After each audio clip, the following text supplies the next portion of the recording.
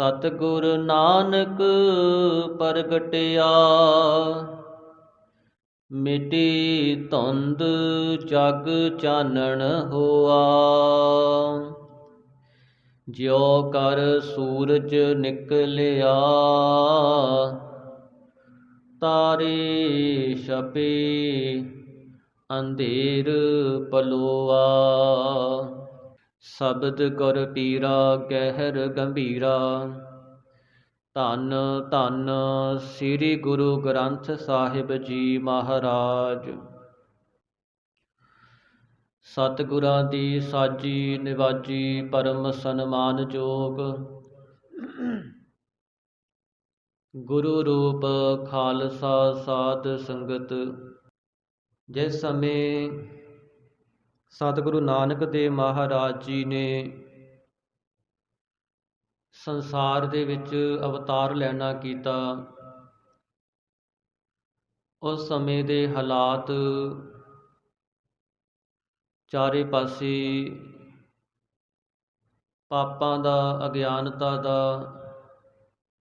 ਬੇਮੁਖਤਾ ਦਾ ਹਨੇਰਾ ਛਾਇਆ ਹੋਇਆ ਸੀ। ਜਿੱਥੇ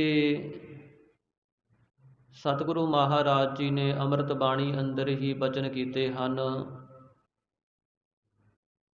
ਜੋ ਲੋਕ ਸਮੇਂ ਅਨੁਸਾਰ ਧਰਮ ਦਾ ਉਪਦੇਸ਼ ਕਰਨ ਵਾਲੇ ਸੀ, ਉਹ ਵੀ ਸਾਧ ਸੰਗਤ ਕੂੜ ਦੇ ਰਸਤੇ ਤੇ ਤੁਰ ਪਏ ਸਨ। ਜੋ ਰਾਜੇ ਸਨ ਉਹ ਪਾਪ ਕਮਾਵਦੇ ਸੀ, ਔਰ ਜਿਹੜੀ ਪ੍ਰਜਾ ਸੀ ਅਗਿਆਨਤਾ ਵਿੱਚ ਅੰਨੀ ਹੋ ਰਹੀ ਸੀ। ਇਸ ਤਰ੍ਹਾਂ ਭਾਈ ਗੁਰਦਾਸ ਜੀ ਕਹਿੰਦੇ, ਜਦੋਂ ਸਤਿਗੁਰੂ ਨਾਨਕ ਦੇਵ ਮਹਾਰਾਜ ਜੀ ਸੰਸਾਰ ਵਿੱਚ ਆਏ ਨੇ, ਉਸ ਸਮੇਂ ਦੀ ਇਹ ਹਾਲਤ ਸੀ। ਰਾਜੇ ਪਾਪ ਕਮਾਵਦੇ, ਉਲਟੀ ਵਾੜ ਖੇਤ ਕੋ ਖਾਈ। ਪਰਜਾ ਅੰਧੀ ਗਿਆਨ ਬਿਨ, ਕੂੜ ਕੁਸਤ ਮੁਖ ਅਲਾਈ। ਚਾਰੇ ਪਾਸੇ ਪਾਪ ਦਾ ਹਨੇਰਾ ਪਾਇਆ ਹੋਇਆ ਸੀ, ਤੇ ਜਿਹੜੇ ਧਰਮੀ ਲੋਕ ਸਨ, ਉਸ ਸਮੇਂ ਕਾਜੀ ਜੋ ਇਸਲਾਮ ਧਰਮ ਦੇ ਵਿੱਚ ਮੁਖੀ ਮੰਨੇ ਜਾਂਦੇ ਸਨ, ਬ੍ਰਾਹਮਣ ਜੋ ਹਿੰਦੂ ਧਰਮ ਦੇ ਵਿੱਚ ਮਨੁੱਖ ਮੁਖੀ ਮੰਨੇ ਜਾਂਦੇ ਸਨ। ਇਸ ਤਰ੍ਹਾਂ ਜਿਹੜੇ ਜੋਗੀ ਸਨ, ਉਹਨਾਂ ਨੂੰ ਤਿਆਗੀ, ਵਿਰਾਗੀ ਮੰਨਿਆ ਜਾਂਦਾ ਸੀ। ਔਰ ਇਹ ਤਿੰਨੇ ਹੀ ਸਤਿਗੁਰੂ ਮਹਾਰਾਜ ਕਹਿੰਦੇ ਪਰਮੇਸ਼ਰ ਤੋਂ ਬੇਮੁਖ ਹੋ ਗਏ ਸਨ, ਔਰ ਦੁਨੀਆ ਨੂੰ ਵੀ ਬੇਮੁਖ ਦੇ ਰਾਹ ਤੇ ਪਾ ਰਹੇ ਸਨ। ਕਾਦੀ ਕੂੜ ਬੋਲ ਮਲ ਖਾਈ, ਬਾਹਮਣ ਨਹਾਵੇ ਜੀਆਂ ਘਾਈ। ਜੋਗੀ ਜੁਗਤ ਨ ਜਾਣੈ ਅੰਧ, ਤੀਨੇ ਉਹ ਜਾੜੇ ਕਾ ਬੰਦ। ਜਿਹੜੇ ਕਾਜੀ ਸਨ, ਝੂਠ ਬੋਲ ਕਰਕੇ ਲੋਕਾਂ ਦਾ ਧਨ ਖਾਂਦੇ ਸਨ, ਪਾਪ ਕਮਾਉਂਦੇ ਸਨ। ਜਿਹੜੇ ਬ੍ਰਾਹਮਣ ਸਨ, ਉਹ ਬਾਹਰੋਂ ਪਖੰਡ ਕਰਦੇ ਸੀ ਤੇ ਅੰਦਰੋਂ ਹੋਰ ਪਾਪ ਕਮਾਉਂਦੇ ਸਨ। ਜੀਆਂ ਘਾਏ, ਜੀਵਾਂ ਨੂੰ ਮਾਰਦੇ ਸਨ। ਜਿਹੜੇ ਜੋਗੀ ਸਨ, ਜੁਗਤ ਨ ਜਾਣੈ ਅੰਧ, ਉਹਨਾਂ ਨੂੰ ਐਸੀ ਅਗਿਆਨਤਾ ਨੇ ਵਸ ਕੀਤਾ ਜਿਨ੍ਹਾਂ ਨੂੰ ਜਿਉਣ ਦੀ ਜੁਗਤੀ ਹੀ ਨਹੀਂ ਪਤਾ ਸੀ। ਤੀਨੇ ਉਜਾੜੇ ਕਾ ਬੰਦ, ਔਰ ਤਿੰਨੇ ਹੀ ਸੰਸਾਰ ਦੇ ਲੋਕਾਂ ਨੂੰ ਉਜਾੜ ਵਾਲੇ ਪਾਸੇ, ਤਬਾਹੀ ਵਾਲੇ ਪਾਸੇ ਲਿਜਾ ਰਹੇ ਸਨ। ਐਸੇ ਸਮੇਂ ਦੇ ਵਿੱਚ ਸਤਿਗੁਰੂ ਨਾਨਕ ਦੇਵ ਮਹਾਰਾਜ ਜੀ ਨੇ ਪ੍ਰਕਾਸ਼ ਲੈਣਾ ਕੀਤਾ। ਇਹ ਵੀ ਬਚਨ ਆਉਂਦੇ ਨੇ ਕਿ ਧਰਤੀ ਨੇ ਪੁਕਾਰ ਕੀਤੀ ਕਿ ਹੇ ਪ੍ਰਭੂ ਪਰਮੇਸ਼ਰ, ਕੋਈ ਐਸਾ ਮਹਾਂਪੁਰਖ ਬਲੀ ਅਵਤਾਰ ਇਸ ਸੰਸਾਰ ਤੇ ਭੇਜਣਾ ਕਰ, ਜਿਸ ਕਰਕੇ ਮੇਰੇ ਤੋਂ ਪਾਪਾਂ ਦਾ ਭਾਰ ਘਟੇ ਅਤੇ ਜਿਹੜੇ ਧਰਮੀ ਲੋਕ ਹਨ, ਜਿਹੜੇ ਬੰਦਗੀ ਕਰਨ ਵਾਲੇ ਨੇ, ਉਹਨਾਂ ਦੀ ਰੱਖਿਆ ਹੋਵੇ। ਤਾਂ ਉਸ ਸਮੇਂ ਵਾਹਿਗੁਰੂ ਪਰਮੇਸ਼ਰ ਨੇ ਧਰਤੀ ਨੂੰ ਧੀਰਜ ਦੇਣਾ ਕੀਤਾ। ਕਲਮਲ ਹੋਈ ਮੇਦਨੀ ਅਰਦਾਸ ਕਰੇ ਲਿਵ ਲਾਏ, ਸੱਚੇ ਸੁਣਿਆ ਕੰਨ ਦੇ ਧੀਰਕ ਦੇਵੈ ਸਹਿਜ ਸੁਭਾਏ। ਰਾਏ ਭੋਏ ਦੀ ਤਲਵੰਡੀ ਵਿੱਚ 1469 ਈਸਵੀ ਸੰਮਤ 1526 ਬਿਕਰਮੀ ਸੰਮਤ ਕੱਤਕ ਦੀ ਪੂਰਨਮਾਸ਼ੀ ਨੂੰ ਸਤਿਗੁਰੂ ਨਾਨਕ ਦੇਵ ਮਹਾਰਾਜ ਜੀ ਨੇ ਬਾਬਾ ਕਲਿਆਣ ਦਾਸ ਜੀ ਮਹਿਤਾ ਕਾਲੂ ਜੀ ਦੇ ਘਰ ਮਾਤਾ ਤ੍ਰਿਪਤਾ ਜੀ ਦੇ ਕੁੱਖੋਂ ਪ੍ਰਕਾਸ਼ ਲੈਣਾ ਕੀਤਾ।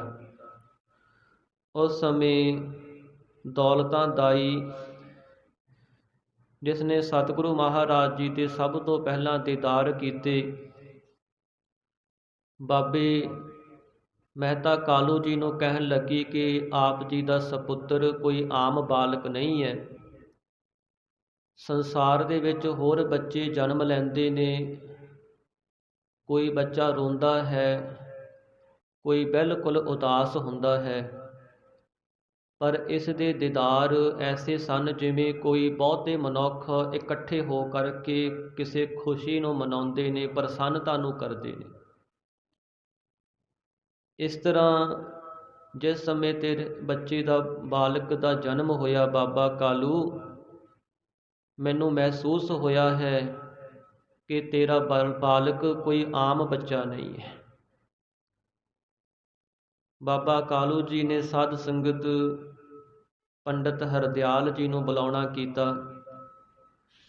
ਤੇ ਉਸ ਸਮੇਂ ਪੰਡਤ ਹਰਦਿਆਲ ਜੀ ਨੇ ਜਦੋਂ ਸਤਿਗੁਰੂ ਮਹਾਰਾਜ ਜੀ ਦੇ ਬਾਲਕ ਸਰੂਪ ਵਿੱਚ ਦਰਸ਼ਨ ਕੀਤੇ, ਸਤਿਗੁਰਾਂ ਦਾ ਬਾਲਕ ਸਰੀਰ ਆਪਣੇ ਹੱਥਾਂ ਵਿੱਚ ਲਿਆ ਔਰ ਸਰੀਰ ਤੇ ਚਿੰਨ੍ਹ ਦੇਖਣਾ ਕੀਤੇ ਪ੍ਰਸੰਨ ਹੋ ਗਿਆ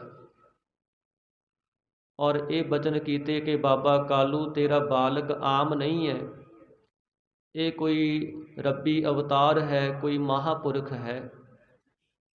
ਤੇ ਸਤਿਗੁਰੂ ਮਹਾਰਾਜ ਜੀ ਦਾ ਨਾਮ ਪੰਡਤ ਹਰਦਿਆਲ ਜੀ ਨੇ ਸਾਧ ਸੰਗਤ ਬੜੀ ਵਿਚਾਰ ਕਰਕੇ ਰੱਖਣਾ ਕੀਤਾ। ਜਦੋਂ ਨਾਨਕ ਨਾਮ ਰੱਖਿਆ ਗਿਆ, ਉਸ ਸਮੇਂ ਬਾਬਾ ਕਾਲੂ ਜੀ ਕਹਿਣ ਲੱਗੇ, ਪੰਡਤ ਜੀ, ਇਹ ਜਿਹੜਾ ਨਾਮ ਹੈ ਹਿੰਦੂ ਤੇ ਮੁਸਲਮ ਦੋਹਾਂ ਦਾ ਮਿਲਮਾ ਹੈ। ਇਸ ਨਾਮ ਦੇ ਵਿੱਚ ਪੂਰੀ ਸ਼ੁੱਧਤਾ ਨਹੀਂ ਹੈ, ਕਿਉਂਕਿ ਅਸੀਂ ਖੱਤਰੀ ਹਾਂ। ਤੇ ਉਸ ਸਮੇਂ ਪੰਡਤ ਹਰਦਿਆਲ ਜੀ ਕਹਿਣ ਲੱਗੇ, ਬਾਬਾ ਕਾਲੂ, ਤੇਰੇ ਸੁਪੁੱਤਰ ਨੂੰ ਦੋਹੇ ਆ ਕਰਕੇ ਮਿਲਣਗੇ, ਸ਼ਰਨੀ ਪੈਣਗੇ, ਇਸ ਲਈ ਇੰਨਾ ਮਹਾਨ ਨਾਮ ਹੈ। ਔਰ ਨਾਨਕ ਨਾਮ ਦਾ ਅਰਥ ਹੈ ਨਾ ਅਨ ਅਕ, ਜਿਸ ਵਿੱਚ ਦੁੱਖ ਨਾ ਹੋਵੇ, ਜਿਸ ਵਿੱਚ ਨਾ ਅਨਕ ਅਨੇਕਤਾ ਨਾ ਹੋਵੇ, ਜੋ ਇੱਕ ਦੀ ਗੱਲ ਕਰੇਗਾ ਇੱਕ ਨਾਲ ਜੋੜੇਗਾ, ਜੋ ਇੱਕ ਤੋਂ ਹੀ ਆਇਆ ਹੈ, ਐਸਾ ਨਾਮ ਹੈ। ਸਤਿਗੁਰੂ ਨਾਨਕ ਦੇਵ ਮਹਾਰਾਜ ਜੀ ਸਾਧ ਸੰਗਤ ਰਾਏ ਭੋਏ ਦੀ ਤਲਵੰਡੀ ਉਸ ਸਮੇਂ ਆਪਣੇ ਪਰਿਵਾਰ ਵਿੱਚ ਰਹਿੰਦੇ ਨੇ, ਪਰ ਆਮ ਬਾਲਕਾਂ ਦੇ ਵਾਂਗ ਗਲੀਆਂ ਵਿੱਚ ਨਹੀਂ ਖੇਡਦੇ, ਵਿਚਰਦੇ ਨਹੀਂ ਹਨ। ਬੜਾ ਵੱਖਰਾ ਜੀਵਨ ਹੈ। ਜੋ ਵੀ ਮਾਤਾ ਪਿਤਾ ਆਗਿਆ ਕਰਦੇ ਨੇ, ਉਸ ਨੂੰ ਪੂਰਾ ਧਿਆਨ ਦੇ ਨਾਲ ਸੁਣ ਕੇ ਮੰਨਣਾ ਕਰਦੇ ਹਨ। ਬੜੀਆਂ ਸਿਆਣੀਆਂ ਗੱਲਾਂ ਕਰਦੇ ਨੇ। ਘਰ ਦੇ ਵਿੱਚੋਂ ਜੇ ਕੋਈ ਕੀਮਤੀ ਵਸਤੂ ਮਿਲ ਜਾਂਦੀ ਹੈ, ਬਾਹਰ ਕਿਸੇ ਲੋੜਵੰਦ ਨੂੰ ਦੇ ਆਉਂਦੇ ਨੇ। ਇਸ ਤਰ੍ਹਾਂ ਬੱਚਿਆਂ ਵਿੱਚ ਬੈਠ ਕੇ ਬੜੀਆਂ ਸਿਆਣੀਆਂ ਗੱਲਾਂ ਕਰਦੇ ਨੇ, ਜਿਸ ਕਰਕੇ ਚਾਰੇ ਪਾਸੇ ਬੜਾ ਜਸ ਹੋਇਆ ਹੈ। ਉਸ ਸਮੇਂ ਬਾਬਾ ਕਾਲੂ ਜੀ ਸੋਚਦੇ ਨੇ ਕਿ ਹਰ ਮਾਂ ਬਾਪ ਆਪਣੇ ਬੱਚੇ ਨੂੰ ਪੜ੍ਹਾਉਂਦਾ ਹੈ, ਇਸ ਲਈ ਮੈਂ ਵੀ ਆਪਣੇ ਸੁਪੁੱਤਰ ਨਾਨਕ ਨੂੰ ਸੰਸਾਰ ਦੀ ਵਿੱਦਿਆ ਪੜ੍ਹਾਉਣ ਵਾਸਤੇ ਕਿਸੇ ਚੰਗੇ ਅਧਿਆਪਕ ਕੋਲ ਭੇਜਣਾ ਕਰਾਂ। ਸਤਿਗੁਰੂ ਨਾਨਕ ਦੇਵ ਮਹਾਰਾਜ ਦੀ ਉਂਗਲ ਫੜ ਕਰਕੇ ਬਾਬਾ ਕਾਲੂ ਜੀ ਗੋਪਾਲ ਪਾਂਧੇ ਕੋਲ ਗਏ ਨੇ, ਜੋ ਸਾਧ ਸੰਗਤ ਉਰਦੂ ਭਾਸ਼ਾ ਤੇ ਸੰਸਕ੍ਰਿਤ ਭਾਸ਼ਾ ਪੜ੍ਹਿਆ ਹੋਇਆ ਹੈ। ਔਰ ਜਾ ਕਰਕੇ ਪਹਿਲੇ ਦਿਨ ਆਪਣੇ ਸੁਪੁੱਤਰ ਨਾਨਕ ਜੀ ਨੂੰ ਬਾਬਾ ਕਾਲੂ ਜੀ ਨੇ ਗੋਪਾਲ ਪਾਂਧੇ ਦੇ ਕੋਲ ਪੜ੍ਹਨੇ ਪਾਉਣਾ ਕੀਤਾ। ਪਹਿਲੇ ਦਿਨ ਸਤਿਗੁਰੂ ਮਹਾਰਾਜ ਜੀ ਜਦੋਂ ਗਏ ਨੇ, ਉਸ ਸਮੇਂ ਜਦੋਂ ਗੋਪਾਲ ਪਾਂਧਾ ਪੜ੍ਹਾਉਣ ਲੱਗਿਆ ਹੈ ਤੇ ਪ੍ਰਸ਼ਨ ਕੀਤਾ, ਪਾਂਧਾ ਜੀ ਮੈਨੂੰ ਤੁਸੀਂ ਕਿਹੜੀ ਵਿੱਦਿਆ ਪੜ੍ਹਾਓਗੇ? ਉਸ ਸਮੇਂ ਗੋਪਾਲ ਪਾਂਧਾ ਕਹਿਣ ਲੱਗਿਆ, ਨਾਨਕ ਜੀ ਤੁਹਾਡੇ ਪਿਤਾ ਜੀ ਪਟਵਾਰੀ ਹਨ, ਲੇਖਾ ਜੋਖਾ ਜਾਣਦੇ ਨੇ, ਮੈਂ ਤੁਹਾਨੂੰ ਲੇਖਾ ਸਿਖਾਵਾਂਗਾ, ਗਿਣਤੀ ਸਿਖਾਵਾਂਗਾ, ਇੱਕ ਲਿਖਣਾ ਸਿਖਾ ਦੇਵਾਂਗਾ ਤੇ ਅੱਖਰਾਂ ਦਾ ਗਿਆਨ ਦੇਵਾਂਗਾ। ਤੁਸੀਂ ਸੰਸਾਰ ਵਿੱਚ ਬੜੇ ਸਿਆਣੇ ਚਤਰ ਬਣ ਜਾਓਗੇ, ਤੁਹਾਨੂੰ ਬਹੁਤ ਵਿੱਦਿਆ ਪੜ੍ਹਨੀਆਂ ਆਉਣਗੀਆਂ। ਉਸ ਸਮੇਂ ਸਤਿਗੁਰੂ ਜੀ ਕਹਿਣ ਲੱਗੇ, ਇਹ ਜਿਹੜੀ ਵਿੱਦਿਆ ਹੈ ਤੁਸੀਂ ਮੈਨੂੰ ਪੜ੍ਹਾਉਣੀ ਹੈ ਕਿ ਇਹ ਮੇਰੀ ਅੱਗੇ ਪਰਲੋਕ ਵਿੱਚ ਵੀ ਕੰਮ ਆਵੇਗੀ ਕਿ ਇੱਥੇ ਦੁਨੀਆ ਵਿੱਚ ਹੀ ਮੈਨੂੰ ਸਿਆਣਾ ਕਰੇਗੀ। ਜਦੋਂ ਪਾਂਧਾ ਜੀ ਨੇ ਇਹ ਬਚਨ ਸੁਣੇ ਬੜੇ ਅਚਰਜ ਹੋਏ। ਸੁਣਿਆ ਸੀ ਕਿ ਬਾਬੇ ਕਾਲੂ ਦਾ ਬਾਲਕ ਕੋਈ ਆਮ ਬਾਲਕ ਨਹੀਂ ਹੈ, ਬੜਾ ਸਿਆਣਾ ਹੈ। ਪਰ ਜਦੋਂ ਬਚਨ ਸੁਣੇ ਸਾਧ ਸੰਗਤ ਬੜਾ ਪ੍ਰਸੰਨ ਹੋਏ, ਕਹਿਣ ਲੱਗੇ, ਨਾਨਕ ਜੀ ਮੈਨੂੰ ਤਾਂ ਇਹੀ ਲੇਖਾ ਪੜ੍ਹਾਉਣਾ ਆਉਂਦਾ ਹੈ ਤੇ ਮੈਂ ਤਾਂ ਇਹੀ ਲੇਖਾ ਸਿੱਖਿਆ ਹੈ, ਤੁਸੀਂ ਕਿਸ ਲੇਖੇ ਦੀ ਗੱਲ ਕਰਦੇ ਹੋ? ਸਤਿਗੁਰੂ ਨਾਨਕ ਦੇਵ ਮਹਾਰਾਜ ਜੀ ਨੇ ਉਸ ਸਮੇਂ ਸਾਧ ਸੰਗਤ ਆਸਾ ਕੀ ਵਾਰ ਵਿੱਚ ਪੱਟੀ ਬਾਣੀ ਉਚਾਰਨ ਕੀਤੀ। ਉਸ ਸਮੇਂ ਜੋ ਅਸੀਂ ਅੱਖਰ ਪੜ੍ਹਦੇ ਹਾਂ, ਊੜਾ, ਐੜਾ, ਈੜੀ, ਸੱਸਾ, ਦੇਖੋ ਹੋਰ ਬੜੀਆਂ ਭਾਸ਼ਾਵਾਂ ਨੇ ਸੰਸਾਰ ਦੇ ਵਿੱਚ, ਪਰ ਕਿਸੇ ਭਾਸ਼ਾ ਦੇ ਅੱਖਰਾਂ ਦਾ ਕੋਈ ਗਿਆਨ ਨਹੀਂ ਹੈ। ਅੱਖਰ ਜੁੜ ਕਰਕੇ ਸ਼ਬਦ ਬਣਦਾ ਹੈ ਔਰ ਸ਼ਬਦਾਂ ਨੂੰ ਜੋੜੀਏ ਫਿਰ ਕੋਈ ਗਿਆਨ ਮਿਲਦਾ ਹੈ। ਪਰ ਗੁਰਮੁਖੀ ਦੇ ਜੋ ਅੱਖਰ ਹਨ ਨਾ, ਇਹਨਾਂ ਦੇ ਵਿੱਚ ਵੀ ਗਿਆਨ ਹੈ। ਸਤਿਗੁਰੂ ਮਹਾਰਾਜ ਜੀ ਨੇ ਉਸ ਸਮੇਂ ਇਹ ਦੱਸਣਾ ਕੀਤਾ ਕਿ ਇਹ ਇੱਕ ਇੱਕ ਅੱਖਰ ਵੀ ਸਾਨੂੰ ਗਿਆਨ ਦੇ ਰਹੇ ਨੇ। ਗੋਪਾਲ ਪਾਂਧਾ ਜੀ ਨੇ ਨਮਸਕਾਰ ਕੀਤੀ। ਦੂਸਰੇ ਦਿਨ ਜਦੋਂ ਬਾਬਾ ਕਾਲੂ ਜੀ ਆਪਣੇ ਸੁਪੁੱਤਰ ਸ੍ਰੀ ਨਾਨਕ ਜੀ ਨੂੰ ਪੜ੍ਹਾਉਣ ਵਾਸਤੇ ਲੈ ਕੇ ਆਏ ਸਾਧ ਸੰਗਤ, ਗੋਪਾਲ ਪਾਂਧਾ ਜੀ ਕਹਿਣ ਲੱਗੇ, ਬਾਬਾ ਕਾਲੂ ਤੇਰਾ ਸੁਪੁੱਤਰ ਨਾਨਕ ਜੀ ਤਾਂ ਪਹਿਲਾਂ ਹੀ ਪੜ੍ਹੇ ਹੋਏ ਨੇ, ਇਹਨਾਂ ਨੂੰ ਕੋਈ ਨਹੀਂ ਪੜ੍ਹਾ ਸਕਦਾ। ਤੇ ਫਿਰ ਸਾਧ ਸੰਗਤ ਸਤਿਗੁਰੂ ਮਹਾਰਾਜ ਜੀ ਨੂੰ ਫਾਰਸੀ ਪੜ੍ਹਨ ਵਾਸਤੇ ਬਾਬਾ ਕਾਲੂ ਜੀ ਨੇ ਕਾਜੀ ਦੇ ਕੋਲ ਲਿਜਾਣਾ ਕੀਤਾ। ਉਸ ਸਮੇਂ ਸਤਿਗੁਰੂ ਮਹਾਰਾਜ ਜੀ ਨੇ ਉਸ ਨੂੰ ਉਪਦੇਸ਼ ਦਿੱਤਾ ਕਿ ਅਸੀਂ ਇੱਕ ਦਾ ਹੀ ਲੇਖਾ ਪੜ੍ਹਨਾ ਹੈ। ਜਿਹੜੀ ਫਾਰਸੀ ਭਾਸ਼ਾ ਹੈ ਇਹ ਬੜੀ ਔਖੀ ਭਾਸ਼ਾ ਹੈ, ਇਸ ਦੇ ਅੱਖਰ ਸਮਝਣੇ ਬਹੁਤ ਔਖੇ ਨੇ।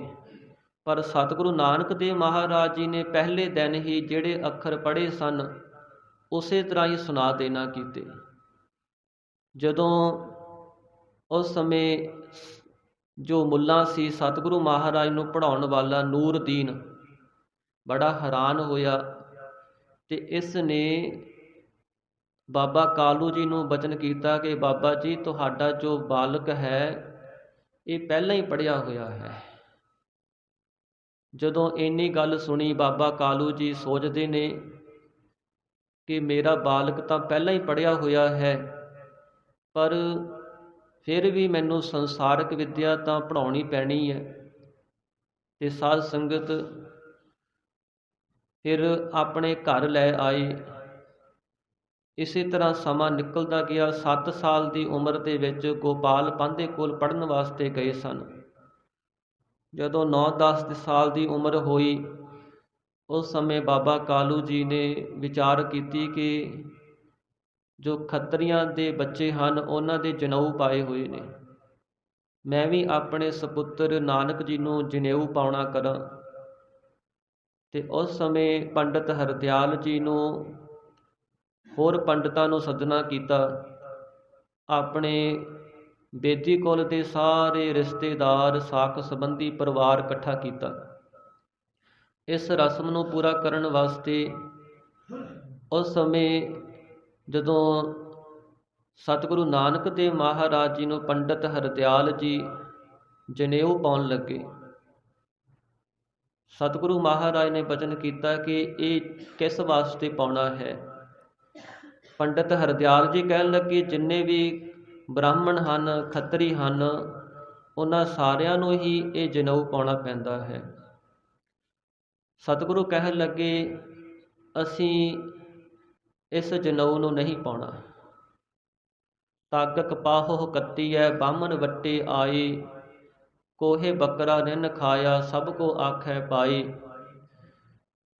ਇਸ ਜਨੇਊ ਨੂੰ ਪਾਉਣ ਵਾਸਤੇ ਤੁਸੀਂ ਬਾਜ਼ਾਰ ਵਿੱਚੋਂ ਇੱਕ ਧਾਗਾ ਲੈ ਕੇ ਆਂਦਾ ਹੈ, ਉਸ ਨੂੰ ਤੀਰਾ ਕਰਕੇ ਪਹਿਨਾਉਣਾ ਕੀਤਾ ਹੈ, ਤੇ ਫਿਰ ਬੱਕਰਾ ਕੋਹ ਕਰਕੇ ਖਾਧਾ ਜਾਂਦਾ ਹੈ, ਤੇ ਕਹਿ ਦਿੰਦੇ ਨੇ ਕਿ ਹੁਣ ਜਨੇਊ ਪਾਇਆ ਗਿਆ। ਹੋਏ ਪੁਰਾਣਾ ਸੁੱਟੀਐ ਭੀ, ਫਿਰ ਪਾਈਐ ਹੋਰ। ਜਦੋਂ ਇਹ ਜਨੇਊ ਪੁਰਾਣਾ ਹੋ ਜਾਂਦਾ ਹੈ, ਉਸ ਸਮੇਂ ਫਿਰ ਬਦਲ ਦਿੱਤਾ ਜਾਂਦਾ ਹੈ, ਨਵਾਂ ਪਾ ਲਿਆ ਜਾਂਦਾ ਹੈ। ਨਾਨਕ ਤੱਗ ਨਾ ਟੁੱਟਈ, ਜੇ ਤੱਗ ਹੋਵੇ ਜ਼ੋਰ। ਪਰ ਸਤਿਗੁਰੂ ਮਹਾਰਾਜ ਕਹਿੰਦੇ ਇਸ ਧਾਗੇ ਵਿੱਚ ਕੋਈ ਜ਼ੋਰ ਤਾਂ ਨਹੀਂ ਹੈ। ਜੇ ਜ਼ੋਰ ਹੋਵੇ ਤਾਂ ਇਹ ਟੁੱਟੇ ਨਾ। ਉਸ ਸਮੇਂ ਜੋ ਬ੍ਰਾਹਮਣ ਸਨ ਉਹਨਾਂ ਨੇ ਸ਼ੰਕਾ ਕੀਤੀ ਕਿ ਇਹ ਬਾਲਕ ਸਾਨੂੰ ਇਸ ਰਸਮ ਤੋਂ ਰੋਕ ਰਿਹਾ ਹੈ। ਪੰਡਤ ਹਰਦਿਆਲ ਜੀ ਕਹਿਣ ਲੱਗੇ, ਫਿਰ ਤੁਸੀਂ ਦੱਸੋ ਕਿਹੋ ਜਿਹਾ ਜਨੇਊ ਪਾਉਣਾ ਚਾਹੀਦਾ। ਤਾਂ ਸਤਿਗੁਰੂ ਮਹਾਰਾਜ ਜੀ ਨੇ ਉਸ ਸਮੇਂ ਸਾਧ ਸੰਗਤ ਉਪਦੇਸ਼ ਦਿੱਤਾ, ਦਇਆ ਕਪਾਹ ਸੰਤੋਖ ਸੂਤ, ਜਤ ਗੰਢੀ ਸੱਤ ਵੱਟ। ਜਿਹੜੀ ਦਇਆ ਰੱਖਣੀ ਹੈ ਇਹ ਤਾਂ ਕਪਾਹ ਹੈ, ਜਿਹੜਾ ਸੰਤੋਖ ਰੱਖਣਾ ਹੈ ਇਹ ਸੂਤ ਬਣਾਉਣਾ ਹੈ ਕਪਾਹ ਤੋਂ। ਜਿਵੇਂ ਕਪਾਹ ਤੋਂ ਸੂਤ ਵੱਟ ਲਿਆ ਜਾਂਦਾ ਹੈ, ਤੇ ਜਿਹੜਾ ਜਤ ਰੱਖਣਾ ਹੈ ਇਹ ਗੰਢਾਂ ਪਾਉਣੀਆਂ ਨੇ। ਦਇਆ ਕਪਾਹ ਸੰਤੋਖ ਸੂਤ, ਜਤ ਗੰਢੀ ਸੱਤ ਵੱਟ। ਤੇ ਜਿਹੜਾ ਵੱਟ ਦੇਣਾ ਹੈ ਇਹ ਸੱਤ ਰੱਖਣਾ ਹੈ। ਇਹੋ ਜਨੇਊ ਜੀਅ ਕਾ ਹੈ ਤਾਂ ਪਾਂਡੈ ਕਤ। ਮਹਾਰਾਜ ਕਹਿੰਦੇ, ਹੇ ਬ੍ਰਾਹਮਣ, ਇਹੀ ਅਸਲ ਜਨੇਊ ਹੈ।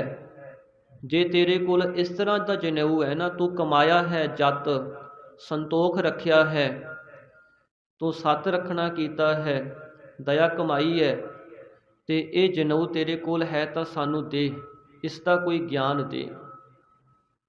ਨਾ ਇਹ ਟੁੱਟੈ ਨਾ ਜਲੈ। ਮਹਾਰਾਜ ਕਹਿੰਦੇ ਨਾ ਹੀ ਇਹ ਜਨੇਊ ਟੁੱਟਦਾ ਹੈ ਨਾ ਹੀ ਜਲਦਾ ਹੈ। ਇਸ ਤਰ੍ਹਾਂ ਸਾਧ ਸੰਗਤ ਸਤਿਗੁਰੂ ਮਹਾਰਾਜ ਜੀ ਨੇ ਸੱਚ ਦਾ ਉਪਦੇਸ਼ ਕੀਤਾ ਕਿ ਭਾਈ ਜੀਵ ਨੂੰ ਵਾਹਿਗੁਰੂ ਪਰਮੇਸ਼ਰ ਨਾਲ ਜੁੜਨ ਵਾਸਤੇ ਪਹਿਲਾਂ ਗੁਣ ਚਾਹੀਦੇ ਨੇ, ਔਰ ਜਦੋਂ ਜੀਵ ਨਾਮ ਜਪਦਾ ਹੈ ਫਿਰ ਉਸ ਨੂੰ ਪਰਮੇਸ਼ਰ ਦੀ ਪ੍ਰਾਪਤੀ ਹੋ ਜਾਂਦੀ ਹੈ। ਸਤਿਗੁਰੂ ਨਾਨਕ ਦੇਵ ਮਹਾਰਾਜ ਦੇ ਪਿਤਾ ਬਾਬਾ ਕਾਲੂ ਜੀ ਵਿਚਾਰ ਕਰਦੇ ਨੇ, ਮੇਰੇ ਪੁੱਤਰ ਨੇ ਪੜ੍ਹਨਾ ਵੀ ਨਹੀਂ ਕੀਤਾ ਤੇ ਘਰ ਵਿੱਚ ਉਦਾਸ ਰਹਿੰਦੇ ਨੇ। ਜਦੋਂ ਬਾਹਰ ਜਾਂਦੇ ਥੋੜ੍ਹਾ ਖੁਸ਼ ਹੋ ਜਾਂਦੇ ਨੇ। ਕਿਉਂ ਨਾ ਇਹਨਾਂ ਨੂੰ ਘਰ ਦੇ ਪਸ਼ੂ ਚਾਰਨ ਵਾਸਤੇ, ਡੰਗਰ ਚਾਰਨ ਵਾਸਤੇ ਦੇ ਦਿੱਤੇ ਜਾਣ। ਉਸ ਸਮੇਂ ਬਚਨ ਕੀਤਾ। ਸਤਿਗੁਰੂ ਨਾਨਕ ਦੇ ਮਹਾਰਾਜ ਕਹਿੰਦੇ, ਪਿਤਾ ਜੀ ਮੈਂ ਕੱਲ੍ਹ ਤੋਂ ਘਰ ਦੇ ਪਸ਼ੂ ਚਰਾਉਣ ਵਾਸਤੇ ਲੈ ਜਾਇਆ ਕਰਾਂਗਾ। ਪਹਿਲੇ ਦਿਨ ਸਤਿਗੁਰੂ ਮਹਾਰਾਜ ਜੀ ਗਏ ਨੇ ਸਾਧ ਸੰਗਤ ਖੇਤਾਂ ਵਿੱਚ ਜਾ ਕਰਕੇ ਮਹਾਰਾਜ ਜੀ ਨੇ ਇੱਕ ਦਰਖਤ ਹੇਠਾਂ ਪੈਣਾ ਕੀਤਾ। ਜਿਹੜੇ ਪਸ਼ੂ ਸਨ, ਡੰਗਰ ਸਨ, ਉਹ ਚਰਦੇ ਰਹੇ ਔਰ ਸ਼ਾਮ ਨੂੰ ਸਤਿਗੁਰੂ ਜੀ ਵਾਪਸ ਆ ਗਏ। 2-3 ਦਿਨ ਇਸ ਤਰ੍ਹਾਂ ਹੋਇਆ। ਬਾਬਾ ਕਾਲੂ ਜੀ ਵਿਚਾਰ ਕਰਦੇ ਨੇ ਕਿ ਮੇਰੇ ਪੁੱਤਰ ਨੇ ਇਹ ਚੰਗੀ ਕਾਮਯਾਬੀ ਪ੍ਰਾਪਤ ਕੀਤੀ ਹੈ, ਇਹ ਤਾਂ ਬਹੁਤ ਵਧੀਆ ਕੰਮ ਕਰਨ ਲੱਗ ਪਿਆ ਹੈ। ਮੈਂ ਕੱਲ੍ਹ ਨੂੰ ਹੋਰ ਡੰਗਰ ਪਾ ਦਿਆਂਗਾ, ਘਰ ਵਿੱਚ ਦੁੱਧ ਵੱਧ ਜਾਏਗਾ, ਹੋਰ ਸੁੱਖ ਬਣ ਜਾਣਗੇ। ਜਦੋਂ ਉਸ ਦਿਨ ਸਤਿਗੁਰੂ ਨਾਨਕ ਦੇਵ ਮਹਾਰਾਜ ਜੀ ਪਸ਼ੂਆਂ ਨੂੰ ਚਰਾਉਣ ਵਾਸਤੇ ਗਏ ਨੇ ਤੇ ਮਹਾਰਾਜ ਇੱਕ ਦਰਖਤ ਦੇ ਹੇਠਾਂ ਆਰਾਮ ਕਰਨ ਵਾਸਤੇ ਬੈਠ ਗਏ। ਉੱਥੇ ਹੀ ਵਾਹਿਗੁਰੂ ਪਰਮੇਸ਼ਰ ਦੇ ਗੁਣ ਗਾਉਂਦਿਆਂ ਐਸੀ ਲਿਵ ਜੁੜੀ, ਅੰਤਰ ਧਿਆਨ ਹੋ ਗਈ, ਪਰਮੇਸ਼ਰ ਵਿੱਚ ਹੀ ਮਿਲ ਗਏ ਨੇ। ਬਾਹਰੋਂ ਦੇਖਣ ਵਾਲੇ ਨੂੰ ਲੱਗਦਾ ਹੈ ਕਿ ਇਹ ਬਾਲਕ ਆਰਾਮ ਕਰ ਰਿਹਾ ਹੈ, ਸੌਂ ਰਿਹਾ ਹੈ, ਪਰ ਸਤਿਗੁਰੂ ਮਹਾਰਾਜ ਜੀ ਪਰਮੇਸ਼ਰ ਵਿੱਚ ਲੀਨ ਹਨ। ਉੱਧਰ ਜਿਹੜੇ ਡੰਗਰ ਪਸ਼ੂ ਚਰ ਰਹੇ ਨੇ, ਚਰਦਿਆਂ ਚਰਦਿਆਂ ਇੱਕ ਜ਼ਿਮੀਂਦਾਰ ਦੇ ਖੇਤ ਵਿੱਚ ਵੜ ਗਏ ਔਰ ਜਿਹੜੀ ਫਸਲ ਸੀ ਉਹ ਖਾ ਲੈਣਾ ਕੀਤੀ। ਜਦੋਂ ਉਸ ਫਸਲ ਦਾ, ਖੇਤ ਦਾ ਮਾਲਕ ਜ਼ਿਮੀਂਦਾਰ ਆਇਆ, ਉਸਨੇ ਆ ਕੇ ਦੇਖਿਆ ਵੀ ਮੇਰੀ ਸਾਰੀ ਫਸਲ ਉਜੜੀ ਪਈ ਹੈ। ਗੁਰੂ ਮਹਾਰਾਜ ਨੂੰ ਮੰਦਾ ਚੰਗਾ ਕਹਿਣ ਲੱਗਿਆ, ਬਾਂਹ ਤੋਂ ਫੜ ਕਰਕੇ ਪਸ਼ੂਆਂ ਨੂੰ ਹੱਕਦਾ ਹੋਇਆ ਇਸ ਨਗਰ ਦੇ ਰਾਜੇ ਰਾਏ ਬੁਲਾਰ ਦੇ ਕੋਲ ਆ ਗਿਆ ਔਰ ਉੱਚੀ ਉੱਚੀ ਬੋਲਣਾ ਸ਼ੁਰੂ ਕੀਤਾ ਕਿ ਰਾਏ ਬੁਲਾਰ ਜੀ, ਤੁਹਾਡੇ ਜੋ ਪਟਵਾਰੀ ਬਾਬਾ ਮਹਿਤਾ ਕਾਲੂ ਜੀ ਹਨ, ਉਹਨਾਂ ਦੇ ਸੁਪੁੱਤਰ ਨਾਨਕ ਜੀ ਨੇ ਮੇਰਾ ਸਾਰਾ ਖੇਤ ਉਜਾੜ ਦਿੱਤਾ। ਹੋਰ ਕਈ ਤਰ੍ਹਾਂ ਦੇ ਸ਼ਬਦ ਐਸੇ ਆਖੇ। ਸਤਿਗੁਰੂ ਮਹਾਰਾਜ ਜੀ ਸਰਵਣ ਕਰਦੇ ਰਹੇ। ਰਾਏ ਬੁਲਾਰ ਵੀ ਦੁਖੀ ਹੋਇਆ। ਸਤਿਗੁਰੂ ਨਾਨਕ ਦੇਵ ਮਹਾਰਾਜ ਕਹਿੰਦੇ, ਜੇ ਇਸ ਜ਼ਿਮੀਂਦਾਰ ਦੀ ਫਸਲ ਤਬਾਹ ਹੋਈ ਹੈ, ਖਰਾਬ ਹੋਈ ਹੈ, ਤਾਂ ਪਹਿਲਾਂ ਇਸ ਗੱਲ ਦਾ ਨਿਰਣਾ ਕਰਨਾ ਚਾਹੀਦਾ ਹੈ। ਪਹਿਲਾਂ ਉੱਥੇ ਦੇਖ ਕੇ ਆਉਣਾ ਚਾਹੀਦਾ ਹੈ। ਰਾਏ ਬੁਲਾਰ ਨੇ ਵਿਚਾਰ ਕੀਤੀ ਕਿ ਇਹ ਸੱਚੀ ਗੱਲ ਹੈ। ਜਦੋਂ ਦੇਖਿਆ ਜਾਵੇਗਾ ਕਿੰਨਾ ਉਜਾੜਾ ਹੋਇਆ ਹੈ, ਕਿੰਨੀ ਫਸਲ ਤਬਾਹ ਹੋਈ ਹੈ, ਫਿਰ ਹੀ ਉਸ ਦਾ ਹਰਜਾਨਾ ਲਿਆ ਜਾ ਸਕਦਾ ਹੈ, ਫਿਰ ਹੀ ਕੋਈ ਸਜ਼ਾ ਸੁਣਾਈ ਜਾ ਸਕਦੀ ਹੈ। ਆਪਣਾ ਇੱਕ ਨੌਕਰ ਉਸ ਜ਼ਿਮੀਂਦਾਰ ਦੇ ਖੇਤ ਵੱਲ ਭੇਜਣਾ ਕੀਤਾ। ਜਦੋਂ ਉਸ ਨੌਕਰ ਨੇ ਜਾ ਕਰਕੇ ਸਾਰਾ ਖੇਤ ਦੇਖਿਆ ਚੰਗੀ ਤਰ੍ਹਾਂ, ਫਿਰ ਕਰਕੇ ਵੀ ਇੱਥੇ ਤਾਂ ਕੋਈ ਨੁਕਸਾਨ ਨਹੀਂ ਹੋਇਆ, ਇਹ ਫਸਲ ਤਾਂ ਦੂਜਿਆਂ ਨਾਲੋਂ ਵੀ ਵਧੀਆ ਖੜੀ ਹੈ ਤੇ ਕਿਸੇ ਖੁਰ ਦਾ ਵੀ ਨਿਸ਼ਾਨ ਨਹੀਂ ਹੈ। ਉਸ ਸਮੇਂ ਸਾਧ ਸੰਗਤ ਆ ਕਰਕੇ ਰਾਏ ਬੁਲਾਰ ਨੂੰ ਦੱਸਣਾ ਕੀਤਾ। ਰਾਏ ਬੁਲਾਰ ਜੀ ਜਦੋਂ ਸੁਣਦੇ ਨੇ, ਜ਼ਿਮੀਂਦਾਰ ਆਪ ਜਾਂਦਾ ਹੈ, ਆਪ ਜਾ ਕੇ ਦੇਖਦਾ ਵੀ ਜਿੱਥੇ ਪੂਰੀ ਫਸਲ ਤਬਾਹ ਹੋਈ ਪਈ ਸੀ ਉੱਥੇ ਸਾਰੀ ਫਸਲ ਹਰੀ ਭਰੀ ਖੜੀ ਹੈ। ਪਰ ਬੜੀ ਹੈਰਾਨੀ ਵੀ ਹੋਈ ਤੇ ਸ਼ਰਮ ਦੇ ਮਾਰਿਆਂ ਆਪਣੇ ਘਰੇ ਚਲਿਆ ਗਿਆ। ਰਾਏ ਬੁਲਾਰ ਨੂੰ ਪਤਾ ਲੱਗਿਆ ਕਿ ਜ਼ਿਮੀਂਦਾਰ ਤਾਂ ਆਪਣੇ ਘਰ ਹੀ ਵਾਪਸ ਚਲਿਆ ਗਿਆ, ਝੂਠਾ ਪੈ ਗਿਆ ਹੈ। ਸਤਿਗੁਰੂ ਨਾਨਕ ਦੇਵ ਮਹਾਰਾਜ ਘਰੇ ਆ ਗਏ।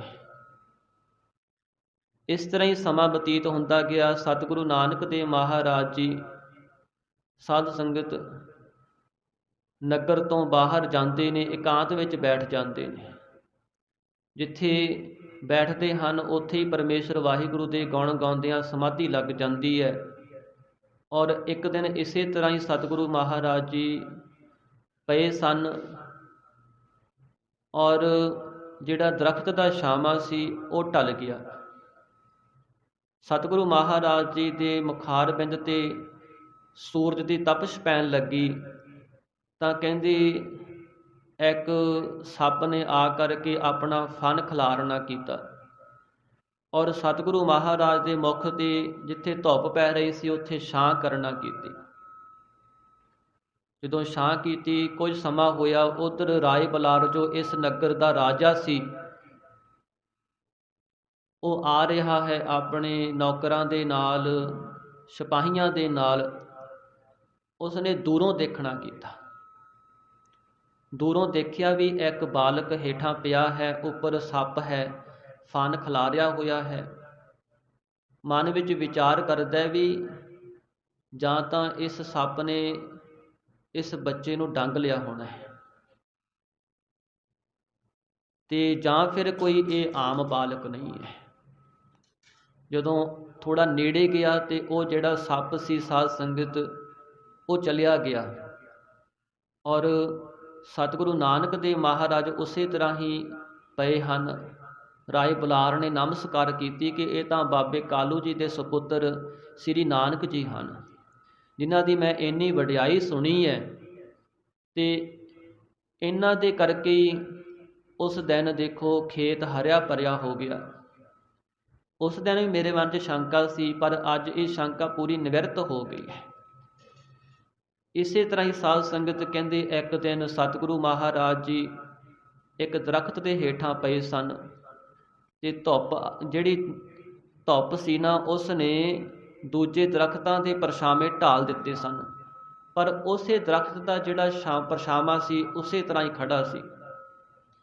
ਇਹ ਕੁਝ ਨਿਸ਼ਾਨੀਆਂ ਐਸੀਆਂ ਮਿਲੀਆਂ ਰਾਏ ਬੁਲਾਰ ਨੂੰ, ਸਤਿਗੁਰੂ ਮਹਾਰਾਜ ਤੇ ਪੂਰਾ ਭਰੋਸਾ ਬਣ ਗਿਆ।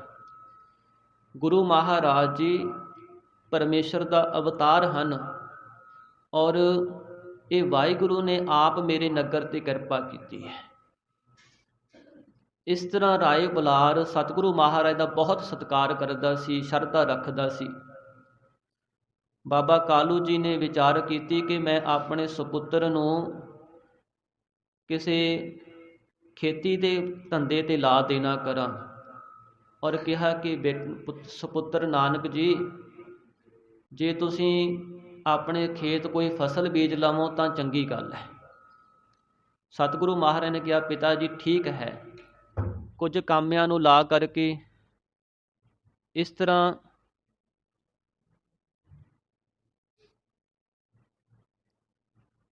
ਸਤਿਗੁਰੂ ਨਾਨਕ ਦੇਵ ਮਹਾਰਾਜ ਜੀ ਜਦੋਂ ਆਪਣੇ ਖੇਤ ਗਏ ਹਨ, ਫਸਲ ਬੀਜਣਾ ਕੀਤੀ।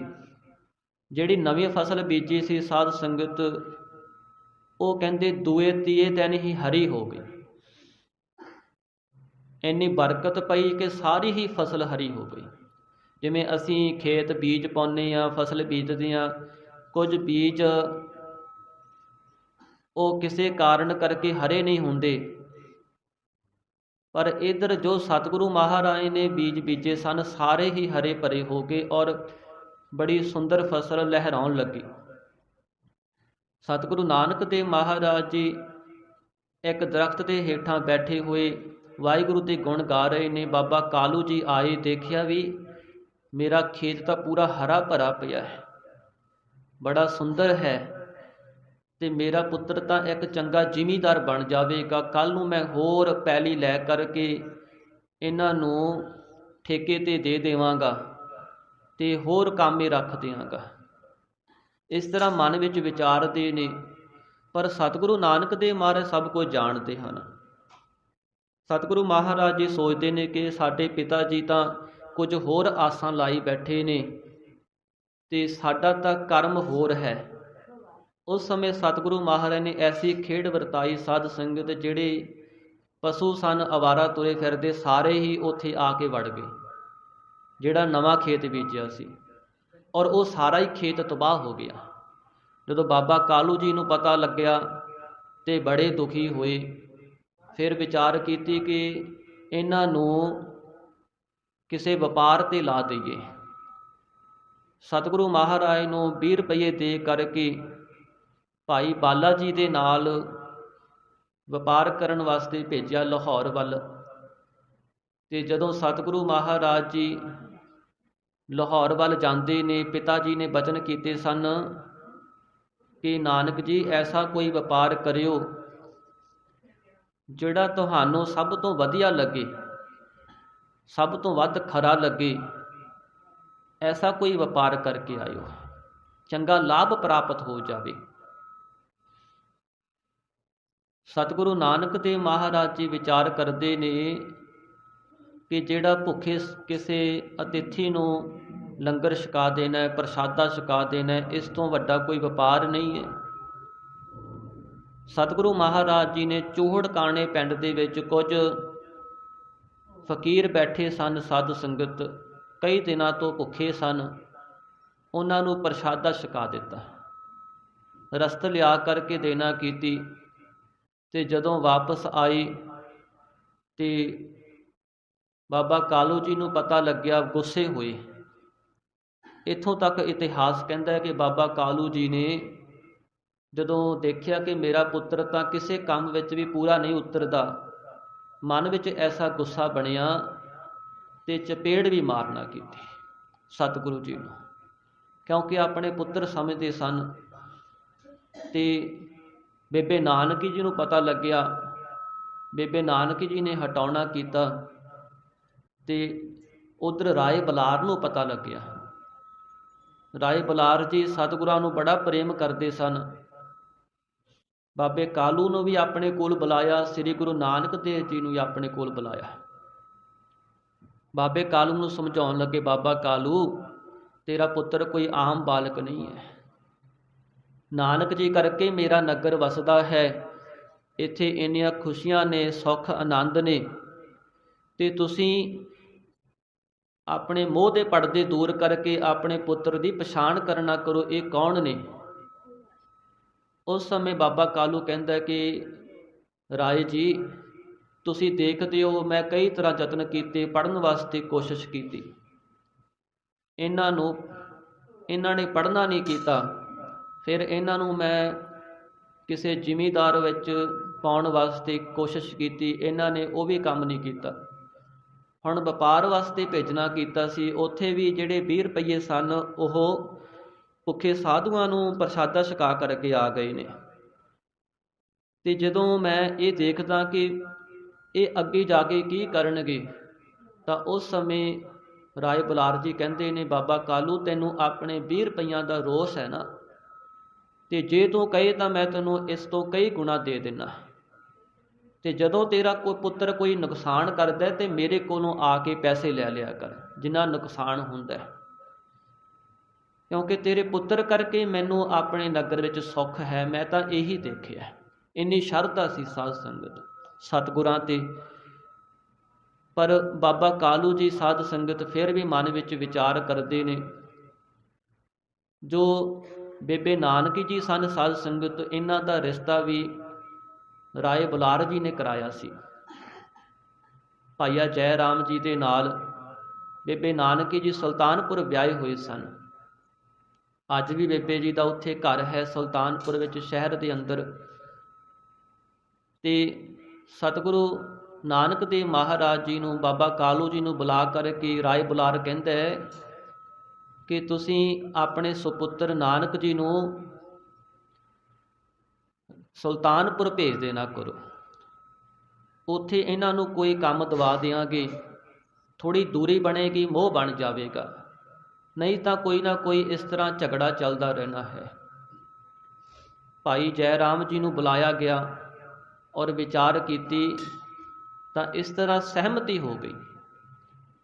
ਮਾਤਾ ਤ੍ਰਿਪਤਾ ਜੀ ਨਹੀਂ ਚਾਹੁੰਦੇ ਸਨ, ਕਿਉਂਕਿ ਇੱਕ ਸੁਪੁੱਤਰ ਹੈ, ਕਿਹੜੀ ਮਾਂ ਚਾਹੁੰਦੀ ਹੈ ਕਿ ਮੇਰੀਆਂ ਅੱਖਾਂ ਤੋਂ ਓਹਲੇ ਹੋਵੇ, ਪਰ ਮਜਬੂਰੀ ਐਸੀ ਬਣ ਗਈ ਸਾਧ ਸੰਗਤ, ਮਾਤਾ ਤ੍ਰਿਪਤਾ ਜੀ ਨੂੰ ਮੰਨਣਾ ਪਿਆ।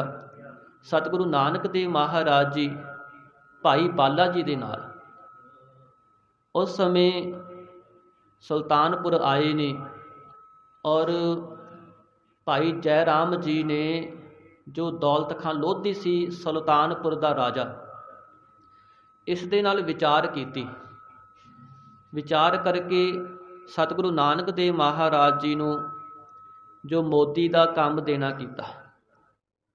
ਮੋਦੀ ਤੋਂ ਭਾਵ ਕਿ ਜਿੰਨੀ ਦੁਕਾਨਦਾਰੀ ਸੀ ਆਸੇ ਪਾਸੇ ਦੇ ਇਲਾਕਿਆਂ ਦੇ ਵਿੱਚ, ਜਾਂ ਜਿੰਨੀਆਂ ਫੌਜਾਂ ਸਨ, ਸਿਪਾਹੀ ਸਨ, ਉਹਨਾਂ ਵਾਸਤੇ ਸਾਰਾ ਪ੍ਰਬੰਧ ਇੱਥੋਂ ਹੀ ਕੀਤਾ ਜਾਂਦਾ ਸੀ, ਰਸਤ ਪਾਣੀ ਦਾ। ਸਤਿਗੁਰੂ ਨਾਨਕ ਦੇਵ ਮਹਾਰਾਜ ਜੀ ਨੇ ਇਹ ਕੰਮ ਲੈਣਾ ਕੀਤਾ। ਸਤਿਗੁਰੂ ਜੀ ਤਾਂ ਉਸ ਪਰਮੇਸ਼ਰ ਦੇ ਭਾਣੇ ਵਿੱਚ ਰਹਿੰਦੇ ਸਨ। ਜੋ ਵੀ ਕੋਈ ਆਉਂਦਾ ਹੈ ਗਰੀਬ ਲੋੜਵੰਦ, ਉਸ ਨੂੰ 13 ਕਹਿ ਕੇ ਤੋਲ ਦਿੰਦੇ ਨੇ। ਇਸ ਤਰ੍ਹਾਂ ਸਤਿਗੁਰੂ ਮਹਾਰਾਜ ਜੀ ਖੁੱਲ੍ਹਾ ਹੀ ਵਰਤਾਉਂਦੇ ਨੇ। ਜੇ ਕੋਈ ਕਹਿ ਦਿੰਦਾ ਕਿ ਮੇਰੇ ਕੋਲ ਪੈਸੇ ਵੀ ਨਹੀਂ ਹਨ, ਤੇ ਸਤਿਗੁਰੂ ਉਸ ਨੂੰ ਵੀ ਖੁੱਲ੍ਹਾ ਹੀ ਦੇ ਦਿੰਦੇ ਨੇ। ਕਈ ਲੋਕਾਂ ਨੇ ਆਪਣੇ ਬੁੱਧੀ ਦੇ ਤਲ 'ਤੇ ਵਿਚਾਰ ਕੀਤੀ ਕਿ ਇਹ ਤਾਂ ਜਿਹੜਾ ਸਾਡਾ ਰਾਜਾ ਹੈ ਉਸ ਨੂੰ ਘਾਟਾ ਪਾ ਦੇਵੇਗਾ, ਇਹ ਜਿਹੜਾ ਨਵਾਂ ਬਾਲਕ ਆਇਆ ਹੈ ਨਾ। ਇਸ ਤਰ੍ਹਾਂ ਸਤਿਗੁਰੂ ਮਹਾਰਾਜ ਦੀਆਂ ਚੁਗਲੀਆਂ ਕਰਨਾ ਕੀਤੀਆਂ ਸਾਧ ਸੰਗਤ। ਰਾਜੇ ਦੇ ਕੋਲ ਦੌਲਤ ਖਾਂ ਲੋਧੀ ਨੇ ਉਸ ਸਮੇਂ ਸਤਿਗੁਰੂ ਮਹਾਰਾਜ ਦਾ ਜੋ ਮੋਦੀ ਖਾਨੇ ਦਾ ਹਿਸਾਬ ਕਰਨਾ ਕੀਤਾ। ਲਿਖਤ ਪੜ੍ਹਤਾ ਹੋਈ ਕਿੰਨਾ ਸਮਾਨ ਪਹਿਲਾਂ ਪਹੁੰਚਿਆ ਸੀ, ਕਿੰਨਾ ਇੱਥੇ ਬਾਕੀ ਪਿਆ ਹੈ, ਤੇ ਕਿੰਨਾ ਖਰਚਿਆ ਗਿਆ ਹੈ, ਕਿੰਨੀ ਵਟਤ ਹੋਈ ਹੈ, ਸਾਰਾ ਦੇਖਿਆ ਗਿਆ ਲੇਖਾ।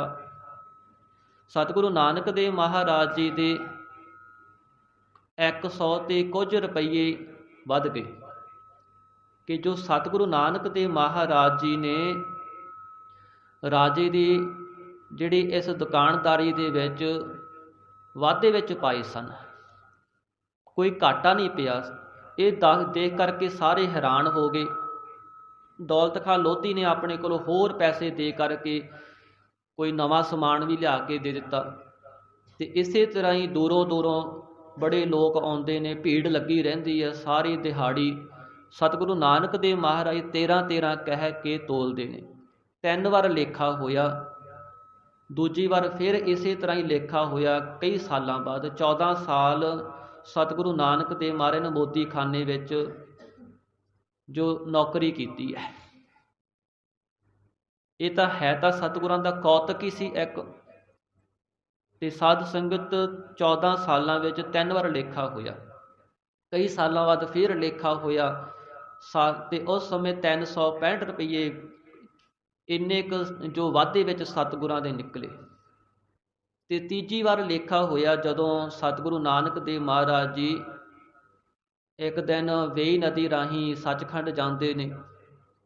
ਸੱਚਖੰਡ ਵਿੱਚ ਗਏ ਨੇ ਸਤਿਗੁਰੂ ਨਾਨਕ ਦੇਵ ਮਹਾਰਾਜ ਜੀ। ਉਸ ਸਮੇਂ ਅਕਾਲ ਪੁਰਖ ਵਾਹਿਗੁਰੂ ਨੇ ਹੁਕਮ ਕੀਤਾ ਕਿ ਨਾਨਕ ਜੀ ਤੁਸੀਂ ਹੁਣ ਸੰਸਾਰ ਦੇ ਕਾਰਜ ਵਾਸਤੇ ਜੋ ਨਾਮ ਦਾ ਉਪਦੇਸ਼ ਦੇਣਾ ਕਰੋ। ਸਤਿਗੁਰੂ ਨਾਨਕ ਦੇਵ ਮਹਾਰਾਜ ਨੇ ਉਸ ਸਮੇਂ ਬੇਨਤੀ ਕੀਤੀ ਕਿ ਹੇ ਅਕਾਲ ਪੁਰਖ ਨਿਰਗੁਣ ਸਰੂਪ ਪਰਮੇਸ਼ਰ, ਸੰਸਾਰ ਦੇ ਵਿੱਚ ਗੁਰੂ ਧਾਰਨ ਦੀ ਮਰਿਆਦਾ ਹੈ ਤੇ ਅਸੀਂ ਤੁਹਾਨੂੰ ਗੁਰੂ ਧਾਰਨ ਕਰਦੇ ਹਾਂ ਤੇ ਸਾਨੂੰ ਉਪਦੇਸ਼ ਦੇਣਾ ਕਰੋ।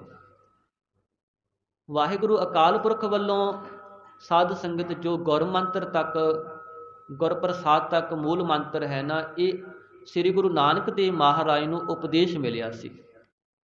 ਇੱਕ ਓੰਕਾਰ ਸਤਨਾਮ ਕਰਤਾ ਪੁਰਖ ਨਿਰਭਉ ਨਿਰਵੈਰ ਅਕਾਲ ਮੂਰਤ ਅਜੂਨੀ ਸੈਭੰ ਗੁਰ ਪ੍ਰਸਾਦ। ਤੇ ਉਸ ਸਮੇਂ ਅਕਾਲ ਪੁਰਖ ਜੀ ਨੇ ਬਚਨ ਕੀਤਾ ਕਿ ਹੁਣ ਤੁਸੀਂ ਵੀ ਕੋਈ ਇਸ ਤੇ ਛਾਪ ਲਾਉਣਾ ਕਰੋ ਸੰਸਾਰ ਨੂੰ ਉਪਦੇਸ਼ ਕਰਨ ਵਾਸਤੇ। ਤਦੋਂ ਸਤਿਗੁਰੂ ਨਾਨਕ ਦੇਵ ਮਹਾਰਾਜ ਜੀ ਨੇ ਆਦ ਸੱਚ ਜੁਗਾਦ ਸੱਚ ਹੈ ਪੀ ਸੱਚ ਨਾਨਕ ਹੋਸੀ ਪੀ ਸੱਚ, ਇਹ ਸਲੋਕ ਹੈ ਜੋ ਸਤਿਗੁਰੂ ਜੀ ਨੇ ਮੂਲ ਮੰਤਰ ਵਿੱਚ ਦਰਜ ਕੀਤਾ ਔਰ ਨਾਨਕ ਨਾਮ ਦੀ ਛਾਪ ਲਾਈ। ਕਈ ਵਿਦਵਾਨ ਗੁਰਪ੍ਰਸਾਦ ਤੱਕ ਮੰਨਦੇ ਨੇ, ਪਰ ਉਹ ਅਧੂਰਾ ਹੈ ਸਾਧ ਸੰਗ ਮੂਲ ਮੰਤਰ। ਅਸੀਂ ਕੋਈ ਵੀ ਸ਼ਬਦ ਪੜ੍ਹਦੇ ਹਾਂ ਗੁਰਬਾਣੀ ਵਿੱਚ, ਉਸ ਜਦੋਂ ਸ਼ਬਦ ਨਾਨਕ ਨਾਮ ਆਉਂਦਾ ਹੈ ਨਾ, ਉਦੋਂ ਹੀ ਪੂਰਾ ਹੁੰਦਾ ਹੈ। ਨਾਨਕ ਨਾਮ ਕਰਕੇ ਮੋਹਰ ਲੱਗ ਜਾਂਦੀ ਹੈ। ਸੋ ਜਦੋਂ ਸਤਿਗੁਰੂ ਨਾਨਕ ਦੇਵ ਮਹਾਰਾਜ ਦੇ ਮੂਲ ਮੰਤਰ ਤੇ ਮੋਹਰ ਲੱਗ ਜਾਂਦੀ ਹੈ, ਨਾਨਕ ਹੋਸੀ ਭੀ ਸੱਚ, ਤੇ ਇਹ ਮੂਲ ਮੰਤਰ ਪੂਰਾ ਹੈ। ਇਸ ਤਰ੍ਹਾਂ ਸਤਿਗੁਰੂ ਨਾਨਕ ਦੇਵ ਮਹਾਰਾਜ ਜੀ ਸਾਧ ਸੰਗਤ ਤੀਸਰੇ ਦਿਨ ਜਦੋਂ ਵੇਈ ਨਦੀ ਚੋਂ ਵਾਪਸ ਆਏ ਸੱਚਖੰਡ ਤੋਂ, ਤੇ ਇੱਧਰ ਕੁਝ ਹੋਰ ਵਰਤਾਰੇ ਵਰਤ ਚੁੱਕੇ ਸਨ। ਦੌਲਤ ਖਾਂ ਲੋਧੀ ਨੂੰ ਇਹ ਖਬਰ ਹੋਈ ਕਿ ਤੁਹਾਡਾ ਜੋ ਮੋਦੀ ਹੈ ਨਾਨਕ ਜੀ, ਉਹ ਵੇਈ ਵਿੱਚ ਡੁੱਬ ਗਏ ਨੇ। ਇਹ ਗੱਲ ਫੈਲ ਗਈ। ਦੌਲਤ ਖਾਂ ਨੇ ਆਪਣੇ ਜਿੰਨੇ ਜਿਹੜੇ ਗੋਤਾਖੋਰ ਸਨ, ਪਾਣੀ ਵਿੱਚ ਲੱਭਣ ਵਾਲੇ, ਸਾਰਿਆਂ ਨੂੰ ਲਾ ਦੇਣਾ ਕੀਤਾ। ਸਵੇਰ ਤੋਂ ਲੈ ਕੇ ਸ਼ਾਮ ਤੱਕ ਸਾਰੀ ਨਦੀ ਦੇਖੀ ਗਈ, ਪਰ ਕੋਈ ਨਾਮ ਨਿਸ਼ਾਨ ਹੀ ਨਾ ਮਿਲਿਆ। ਤੇ ਜੋ ਸਤਿਗੁਰਾਂ ਦਾ ਦਾਸ ਸੀ, ਜਿਹੜਾ ਸਤਿਗੁਰਾਂ ਦੇ ਵਸਤਰ ਲੈ ਕੇ ਬਾਹਰ ਖੜਾ ਸੀ, ਉਸੇ ਤਰ੍ਹਾਂ ਹੀ ਖੜਾ ਰਿਹਾ ਤਿੰਨੇ ਦਿਨ। ਉਸ ਨੂੰ ਭਰੋਸਾ ਸੀ। ਤੇ ਇੱਧਰ ਬੇਬੇ ਨਾਨਕੀ ਜੀ ਨੂੰ ਭਰੋਸਾ ਸੀ। ਬਾਕੀ ਸਾਰਿਆਂ ਦੇ ਚਿੱਤ ਤਾਂ ਡੋਲ ਗਏ ਸਨ। ਭਾਈਆ ਜੈ ਰਾਮ ਜੀ, ਉਹਨਾਂ ਦਾ ਚਿੱਤ ਵੀ ਡੋਲ ਗਿਆ ਸੀ। ਬੇਬੇ ਜੀ ਨੇ ਬੜਾ ਉਹਨਾਂ ਨੂੰ ਵਿਸ਼ਵਾਸ ਦਿੱਤਾ ਕਿ ਤੁਸੀਂ ਭਰੋਸਾ ਰੱਖੋ, ਮੇਰਾ ਭਾਈ ਕੋਈ ਆਮ ਬਾਲਕ ਨਹੀਂ ਹੈ, ਆਮ ਇਨਸਾਨ ਨਹੀਂ ਹੈ। ਉਹ ਪੂਰੇ ਨੇ, ਉਹਨਾਂ ਦੀ ਗੱਲ ਉਹੀ ਜਾਣਦੇ ਨੇ। ਤੇ ਤੀਸਰੇ ਦਿਨ ਸਾਧ ਸੰਗਤ ਸਤਿਗੁਰੂ ਜੀ ਕੋਈ ਦੂਰੀ ਤੇ ਜਾ ਕਰਕੇ ਬਾਹਰ ਆਏ, ਪ੍ਰਗਟ ਹੋਏ। ਤੇ ਸਤਿਗੁਰਾਂ ਨੇ ਫਿਰ ਬਚਨ ਕੀਤਾ, ਨਾ ਕੋਈ ਹਿੰਦੂ ਤੇ ਨਾ ਮੁਸਲਮਾਨ। ਪਹਿਲਾ ਸ਼ਬਦ ਹੀ ਇਹ ਬਚਨ ਕੀਤਾ। ਉਸੇ ਸਮੇਂ ਸਤਿਗੁਰੂ ਮਹਾਰਾਜ ਨੂੰ ਕਈ ਲੋਕ ਕੁਝ ਬੋਲਣ ਲੱਗੇ ਨੇ। ਸਤਿਗੁਰੂ ਮਹਾਰਾਜ ਜੀ ਇੱਥੋਂ ਸਿੱਧਾ ਮਸਾਣਾ ਵੱਲ ਗਏ। ਜਿੱਥੇ ਮਸਾਣ ਸਨ ਨਾ ਸੁਲਤਾਨਪੁਰ ਵਿੱਚ, ਉੱਥੇ ਗਏ ਨੇ। ਕਬਰਾਂ ਸਨ, ਉੱਥੇ ਗਏ, ਉੱਥੇ ਜਾ ਕਰਕੇ ਬੈਠ ਗਏ। ਤੇ ਕੁਝ ਲੋਕ ਆਖਣ ਲੱਗੇ ਕਿ ਨਾਨਕ ਜੀ ਨੂੰ ਕੋਈ ਭੂਤ ਚੁੰਬੜ ਗਿਆ। ਇਹ ਸ਼ਬਦ ਸਤਿਗੁਰੂ ਜੀ ਨੇ ਮਾਰੂ ਰਾਗ ਵਿੱਚ ਉਚਾਰਨ ਕੀਤਾ। ਕੋਈ ਆਖੈ ਭੂਤਨਾ, ਕੋ ਕਹੈ ਬੇਤਾਲਾ, ਕੋਈ ਆਖੈ ਆਦਮੀ ਨਾਨਕ ਵਿਚਾਰਾ। ਕੋਈ ਸਾਨੂੰ ਕੁਝ ਆਖਦਾ, ਕੋਈ ਕਰਾਹੀਆ ਆਖਦਾ ਹੈ। ਤੇ ਇੱਕ ਮੁੱਲਾ ਨੇ ਜਾ ਕਰਕੇ ਸਤਿਗੁਰਾਂ ਦੇ ਨਾਲ ਉਸ ਸਮੇਂ ਕੋਈ ਜਾਦੂ ਟੂਣਾ ਜਿਹਾ ਵੀ ਕਰਨਾ ਕੀਤਾ। ਸਤਿਗੁਰਾਂ ਨੇ ਉਸ ਨੂੰ ਰੋਕਿਆ ਤੇ ਉਪਦੇਸ਼ ਵੀ ਦਿੱਤਾ। ਤੇ ਫਿਰ ਸਾਧ ਸੰਗਤ ਜਦੋਂ ਸਤਿਗੁਰੂ ਜੀ ਵੇਈ ਤੋਂ ਬਾਹਰ ਆਏ ਸਨ, ਮਹਾਰਾਜ ਜੀ ਨੇ ਪਹਿਲਾਂ ਜਾ ਕਰਕੇ ਜਿਹੜਾ ਮੋਦੀ ਖਾਨਾ ਸੀ ਨਾ, ਉੱਥੇ ਦੇਖਿਆ ਵੀ ਜਿੰਦੇ ਲੱਗੇ ਹੋਏ ਨੇ ਮੋਦੀ ਖਾਨੇ ਨੂੰ। ਤੇ ਜਿਹੜੇ ਦੂਰੋਂ ਦੂਰੋਂ ਲੋਕ ਆਏ ਸਨ, ਕੋਈ ਕਿਸੇ ਨਗਰ ਤੋਂ, ਕੋਈ ਕਿਸੇ ਨਗਰ ਤੋਂ, ਸਤਿਗੁਰਾਂ ਦਾ ਨਾਮ ਸੁਣ ਕੇ ਕੋਈ ਆਸ ਰੱਖ ਕੇ ਆਏ ਸਨ ਵੀ ਸਾਨੂੰ ਇੱਥੋਂ ਝੋਲੀਆਂ ਭਰ ਜਾਣਗੀਆਂ। ਉਡੀਕਾਂ ਕਰ ਰਹੇ ਸਨ। ਤੇ ਉਹ ਬਾਹਰ ਬੈਠੇ ਨੇ। ਤੇ ਸਤਿਗੁਰੂ ਮਹਾਰਾਜ ਜੀ ਨੇ ਮੋਦੀ ਖਾਨੇ ਦਾ ਜਿੰਦਾ ਤੋੜ ਦਿੱਤਾ। ਕਿਹਾ ਵੀ ਜੋ ਕਿਸੇ ਨੂੰ ਜਿੰਨਾ ਚਾਹੀਦਾ ਸਾਰੇ ਚੱਕ ਲਓ। ਤੇ ਉਸ ਸਮੇਂ ਸਾਧ ਸੰਗਤ ਜਿੰਨੀ ਕਿਸੇ ਨੂੰ ਲੋੜ ਸੀ, ਸਾਰਿਆਂ ਨੇ ਆਪੋ ਆਪਣੀਆਂ ਝੋਲੀਆਂ ਭਰ ਕੇ ਲੈ ਗਏ। ਜਦੋਂ ਇਹ ਵਰਤਾਰਾ ਵਰਤਿਆ ਨਾ, ਤੇ ਰਾਜੇ ਨੂੰ ਖਬਰ ਹੋਈ ਕਿ ਨਾਨਕ ਜੀ ਨੇ ਤਾਂ ਮੋਦੀ ਖਾਨਾ ਵੀ ਲੁਟਾ ਦਿੱਤਾ ਤੇ ਆਪ ਮਸਾਣਾ 'ਚ ਜਾ ਕੇ ਬੈਠ ਗਏ ਨੇ। ਤੇ ਭਾਈ ਜੈ ਰਾਮ ਜੀ ਨੂੰ ਕਿਹਾ ਵੀ ਨਾਨਕ ਜੀ ਨੂੰ ਕਹੋ ਵੀ ਸਾਡੇ ਨਾਲ ਲੇਖਾ ਜੋਖਾ ਕਰੇ, ਵੀ ਐਂ ਗੱਲ ਥੋੜ੍ਹੀ ਨਿਬੜਨੀ ਹੈ। ਜਿਹੜਾ ਮੋਦੀ ਖਾਨਾ ਲੁੱਟਿਆ ਗਿਆ ਉਹਦਾ ਘਾਟਾ ਪਿਆ, ਉਹ ਅਸੀਂ ਇਹਨਾਂ ਤੋਂ ਪੂਰਾ ਕਰਾਂਗੇ। ਭਾਈ ਜੈ ਰਾਮ ਵੀ ਡਰ ਕੇ ਵੀ ਪਤਾ ਨਹੀਂ ਕਿੰਨਾ ਕੁ ਸਿਰ ਪੈ ਜਾਏਗਾ।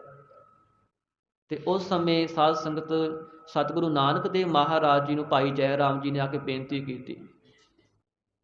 ਸਤਿਗੁਰੂ ਮਹਾਰਾਜ ਜੀ ਉੱਠ ਕੇ ਆਏ, ਰਾਜੇ ਨੂੰ ਸਲਾਮ ਨਹੀਂ ਕੀਤੀ, ਉਸੇ ਤਰ੍ਹਾਂ ਹੀ ਖੜੇ ਰਹੇ। ਤੇ ਸਤਿਗੁਰੂ ਮਹਾਰਾਜ ਕਹਿੰਦੇ ਵੀ ਅਸੀਂ ਤੁਹਾਡੇ ਨਾਲ ਲੇਖਾ ਕਰਨਾ ਹੈ। ਲੇਖਾ ਕੀਤਾ ਗਿਆ। 735 ਰੁਪਏ ਵਿਦਵਾਨ ਮੰਨਦੇ ਨੇ ਸਤਿਗੁਰੂ ਨਾਨਕ ਦੇਵ ਜੀ ਦੇ ਫਿਰ ਵੱਧ ਨਿਕਲ ਆਏ। ਦੇਖੋ ਪਹਿਲਾਂ ਵੀ ਮੋਦੀ ਖਾਨਾ ਚੱਲਦਾ ਸੀ, ਸਤਿਗੁਰਾਂ ਨੇ ਲੁਟਾ ਵੀ ਦਿੱਤਾ ਸੀ, ਪਰ ਬਰਕਤ ਪਰਮੇਸ਼ਰ ਅਕਾਲ ਪੁਰਖ ਦੀ। ਕਿਉਂਕਿ ਸਤਿਗੁਰੂ ਜੀ ਆਪ ਨਾਰਾਇਣ ਕਲਾ ਧਾਰ, ਜਗ ਮਹਿ ਪਰਵਰਿਓ, ਆਪ ਪਰਮੇਸ਼ਰ ਸਰੂਪ ਸੰਸਾਰ 'ਚ ਆਏ।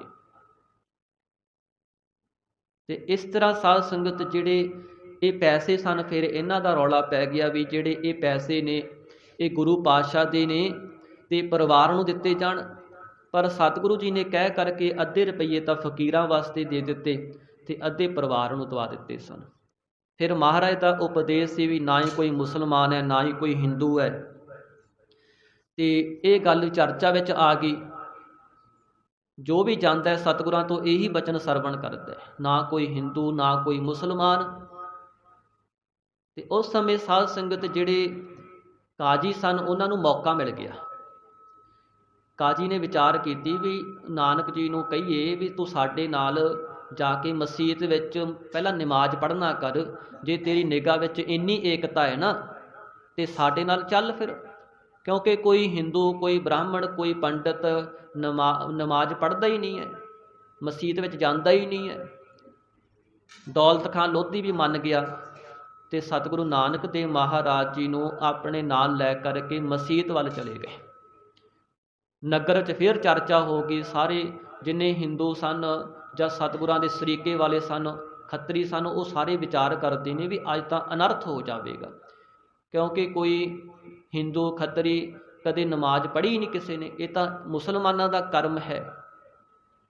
ਤੇ ਸਤਿਗੁਰੂ ਨਾਨਕ ਦੇਵ ਮਹਾਰਾਜ ਗਏ ਨੇ, ਨਾਲ ਬਹੁਤ ਭੀੜ ਵੀ ਹੈ ਲੋਕਾਂ ਦੀ, ਦੇਖਣ ਵਾਸਤੇ, ਤਮਾਸ਼ਾ ਦੇਖਣ ਵਾਸਤੇ ਗਏ। ਉਸ ਸਮੇਂ ਸਾਧ ਸੰਗਤ ਸਤਿਗੁਰੂ ਮਹਾਰਾਜ ਨੂੰ ਕਾਜੀ ਕਹਿਣ ਲੱਗਿਆ ਕਿ ਤੁਸੀਂ ਸਾਡੇ ਨਾਲ ਨਮਾਜ਼ ਪੜ੍ਹਨੀ ਹੈ। ਮਹਾਰਾਜ ਕਹਿੰਦੇ ਭਾਈ ਠੀਕ ਹੈ।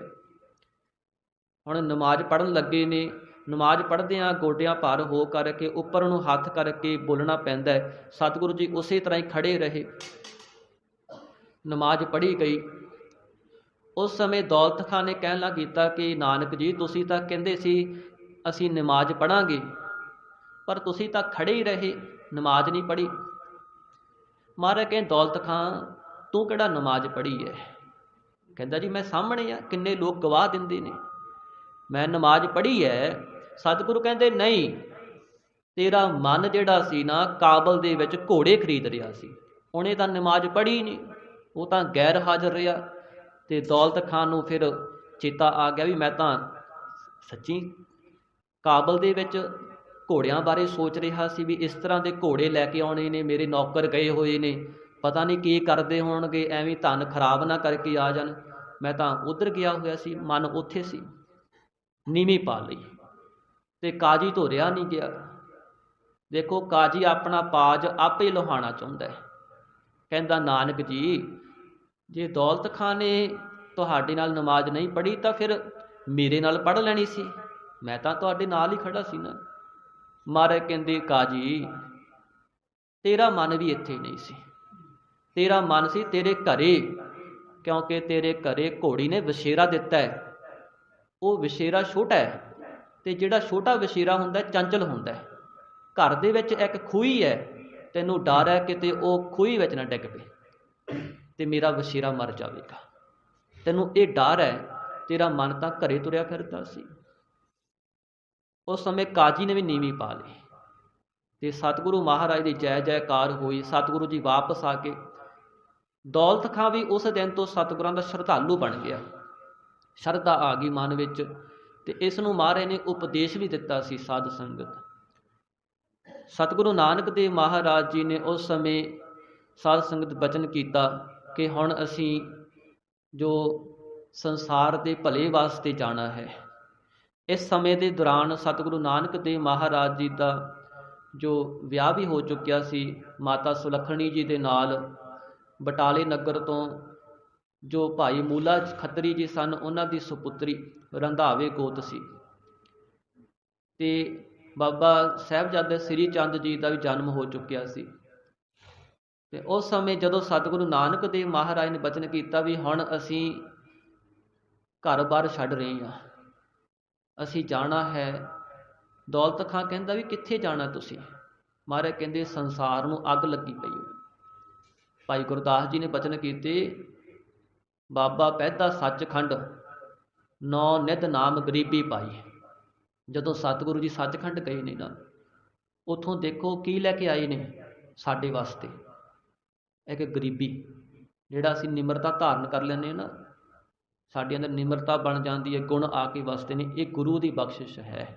ਇੱਕ ਨਾਮ, ਜਿਹੜਾ ਨਾਮ ਸਾਨੂੰ ਪਰਮੇਸ਼ਰ ਦੀ ਸ਼ਰਨ ਵਿੱਚ ਲੈ ਆਉਂਦਾ ਹੈ।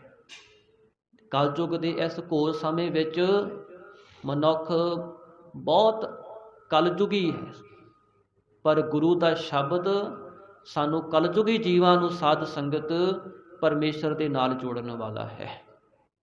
ਇਹ ਗੁਰਬਾਣੀ ਕਿਤੇ ਪੜ੍ਹੀਏ ਵਿਚਾਰੀਏ।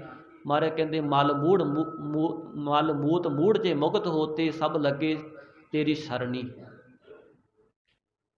ਇਹੋ ਜਿਹੇ ਜੀਵ ਵੀ ਪਰਮੇਸ਼ਰ ਨੇ ਬਖਸ਼ ਲੈਣਾ ਕੀਤੇ। ਤੇ ਸਤਿਗੁਰੂ ਨਾਨਕ ਦੇਵ ਮਹਾਰਾਜ ਜੀ ਨੇ ਅਕਾਲ ਪੁਰਖ ਦੇ ਕੋਲੋਂ 9 ਨਿਧ ਨਾਮ ਗਰੀਬੀ ਪਾਈ। 9 ਨਿਧੀਆਂ ਦਾ ਨਾਮ ਖਜ਼ਾਨਾ ਤੇ ਗਰੀਬੀ ਪ੍ਰਾਪਤ ਕੀਤੀ। ਵੀ ਜਿੱਥੇ ਸਤਿਗੁਰੂ ਜਾਂਦੇ ਨੇ ਨਾਮ ਦਾ ਛਿੱਟਾ ਦਿੰਦੇ ਨੇ, ਨਾਮ ਨਾਲ ਜੋੜਦੇ ਨੇ। ਇਹ ਨਹੀਂ ਵੀ ਵਲੀ ਕੰਧਾਰੀ ਉੱਪਰੋਂ ਪੱਥਰ ਸਿੱਟਦਾ ਹੈ ਤੇ ਸਤਿਗੁਰੂ ਜੀ ਬਰਾਬਰ ਸ਼ਕਤੀਆਂ ਦਿਖਾਉਣ ਲੱਗ ਜਾਣ, ਨਹੀਂ। ਸਤਿਗੁਰੂ ਉਸੇ ਤਰ੍ਹਾਂ ਹੀ ਬੈਠੇ ਰਹਿੰਦੇ ਨੇ। ਉਹ ਜਿਹੜਾ ਵਲੀ ਕੰਧਾਰੀ ਸੀ, ਜਦੋਂ ਉਹਦਾ ਹੰਕਾਰ ਟੁੱਟ ਜਾਂਦਾ ਫਿਰ ਆਪੇ ਆਉਂਦਾ, ਚਰਨੀ ਲੱਗ ਜਾਂਦਾ ਹੈ। ਕੌਡੇ ਰਾਖਸ਼ ਵਰਗੇ ਕਿੰਨੇ ਕਿੰਨੇ ਤਕੜੇ ਸਨ, ਜਿਹੜੇ ਬੰਦੇ ਨੂੰ ਤਲ ਕੇ ਖਾ ਜਾਂਦੇ ਸੀ। ਭਾਈ ਮਰਦਾਨੀ ਨੂੰ ਫੜ ਲਿਆ ਸੀ ਨਾ। ਇਸੇ ਤਰ੍ਹਾਂ ਹੀ ਜਿਹੜੇ ਸਾਧ ਸੰਗਤ ਸੱਜਣ ਠੱਗ ਵਰਗੇ, ਜਿਨ੍ਹਾਂ ਦੇ ਜਾਲ ਵਿੱਚ ਛੇਤੀ ਕੋਈ ਨਿਕਲਦਾ ਨਹੀਂ ਸੀ, ਜਾਲ ਹੀ ਐਸਾ ਬਣਿਆ ਹੋਇਆ ਸੀ। ਕਦੇ ਭਾਈ ਵੀਰ ਸਿੰਘ ਜੀ ਦਾ ਜਿਹੜਾ ਨਾਨਕ ਪ੍ਰਕਾਸ਼ ਹੈ ਨਾ, ਪੜ੍ਹੋ, ਉਹਦੇ ਵਿੱਚ ਇਹ ਸਾਖੀਆਂ ਬੜੇ ਵਿਸਥਾਰ ਨਾਲ ਲਿਖੀਆਂ ਹੋਈਆਂ ਨੇ, ਕਿਵੇਂ ਜਾਲ ਬੁਣੇ ਹੋਏ ਸਨ ਇਹਨਾਂ ਨੇ। ਕੋਈ ਆਮ ਲੋਕ ਥੋੜ੍ਹੀ ਸੀ ਵੀ ਥੋੜ੍ਹਾ ਜਿਹਾ ਪਖੰਡ ਕੀਤਾ ਤੇ ਲੋਕਾਂ ਨੂੰ ਗੁੰਮਰਾਹ ਕਰ ਲਿਆ, ਨਹੀਂ, ਬਹੁਤ ਤਕੜਾ ਜਾਲ ਬੁਣਿਆ ਹੋਇਆ ਸੀ। ਬੜੇ ਨੌਕਰ ਚਾਕਰ ਰੱਖੇ ਹੋਏ ਸਨ, ਚਤਰ ਰੱਖੇ ਸਨ, ਬੜੇ ਵਲਸ਼ੀਲ ਵਰਤਦੇ ਸਨ ਵੀ ਆਮ ਬੰਦਾ ਕੋਈ ਜਾਲ ਚੋਂ ਨਿਕਲ ਨਹੀਂ ਸੀ ਸਕਦਾ। ਤੇ ਇੱਥੋਂ ਤੱਕ ਇਹਨਾਂ ਦਾ ਪ੍ਰਭਾਵ ਸੀ ਵੀ ਜਿੰਨੇ ਉਸ ਸਮੇਂ ਦੇ ਰਾਜੇ ਹੁਕਮਰਾਨ ਸਨ ਉਹਨਾਂ ਨੂੰ ਵੀ ਪੈਸੇ ਦਿੰਦੇ ਸਨ, ਪਰ ਸਤਿਗੁਰੂ ਮਹਾਰਾਜ ਨੇ ਇਹਨਾਂ ਦੇ ਗੜ੍ਹ ਤੋੜ ਨਾ ਕੀਤੇ। ਨੌ ਨਿਧ ਨਾਮ ਗਰੀਬੀ ਪਾਈ, ਬਾਬਾ ਦੇਖੈ ਧਿਆਨ ਧਰ, ਜਲਦੀ ਸਭ ਪ੍ਰਿਥਵੀ ਦਿਸ ਆਈ। ਜਦੋਂ ਸਤਿਗੁਰਾਂ ਨੇ ਧਿਆਨ ਧਰ ਕੇ ਦੇਖਿਆ ਵੀ ਸਾਰੀ ਸ੍ਰਿਸ਼ਟੀ ਜਲ ਰਹੀ ਹੈ, ਪਾਪਾਂ ਵਿੱਚ ਜਲ ਰਹੀ ਹੈ, ਕੋਈ ਵਿਕਾਰਾਂ 'ਚ ਜਲ ਰਿਹਾ ਹੈ, ਧੱਕੇ ਹੋ ਰਹੇ ਨੇ, ਲੁੱਟਿਆ ਮਾਰਿਆ ਜਾ ਰਿਹਾ ਹੈ ਗਰੀਬਾਂ ਦੇ ਤਾਈਂ, ਧਰਮ ਦੇ ਨਾਂ 'ਤੇ ਪਖੰਡ ਹੋ ਰਹੇ ਨੇ, ਹੋ ਰਹੇ ਸੀ ਨਾ। ਜਿੱਥੇ ਧਰਮ ਦੇ ਸਥਾਨ ਸਤਿਗੁਰੂ ਉੱਥੇ ਹੀ ਗਏ ਔਰ ਉੱਥੇ ਜਾ ਕੇ ਪਖੰਡ ਤੋੜਨਾ ਕੀਤੇ। ਬਾਬਾ ਦੇਖੈ ਧਿਆਨ ਧਰ, ਜਲਦੀ ਸਭ ਪ੍ਰਿਥਵੀ ਤਿਸ ਆਈ, ਬਾਝੋ ਗੁਰੂ ਗੁਬਾਰ ਹੈ। ਮਹਾਰਾਜ ਕਹਿੰਦੇ ਗੁਰੂ ਤੋਂ ਬਿਨਾਂ ਹਨੇਰਾ ਹੀ ਵਰਤਿਆ ਹੋਇਆ।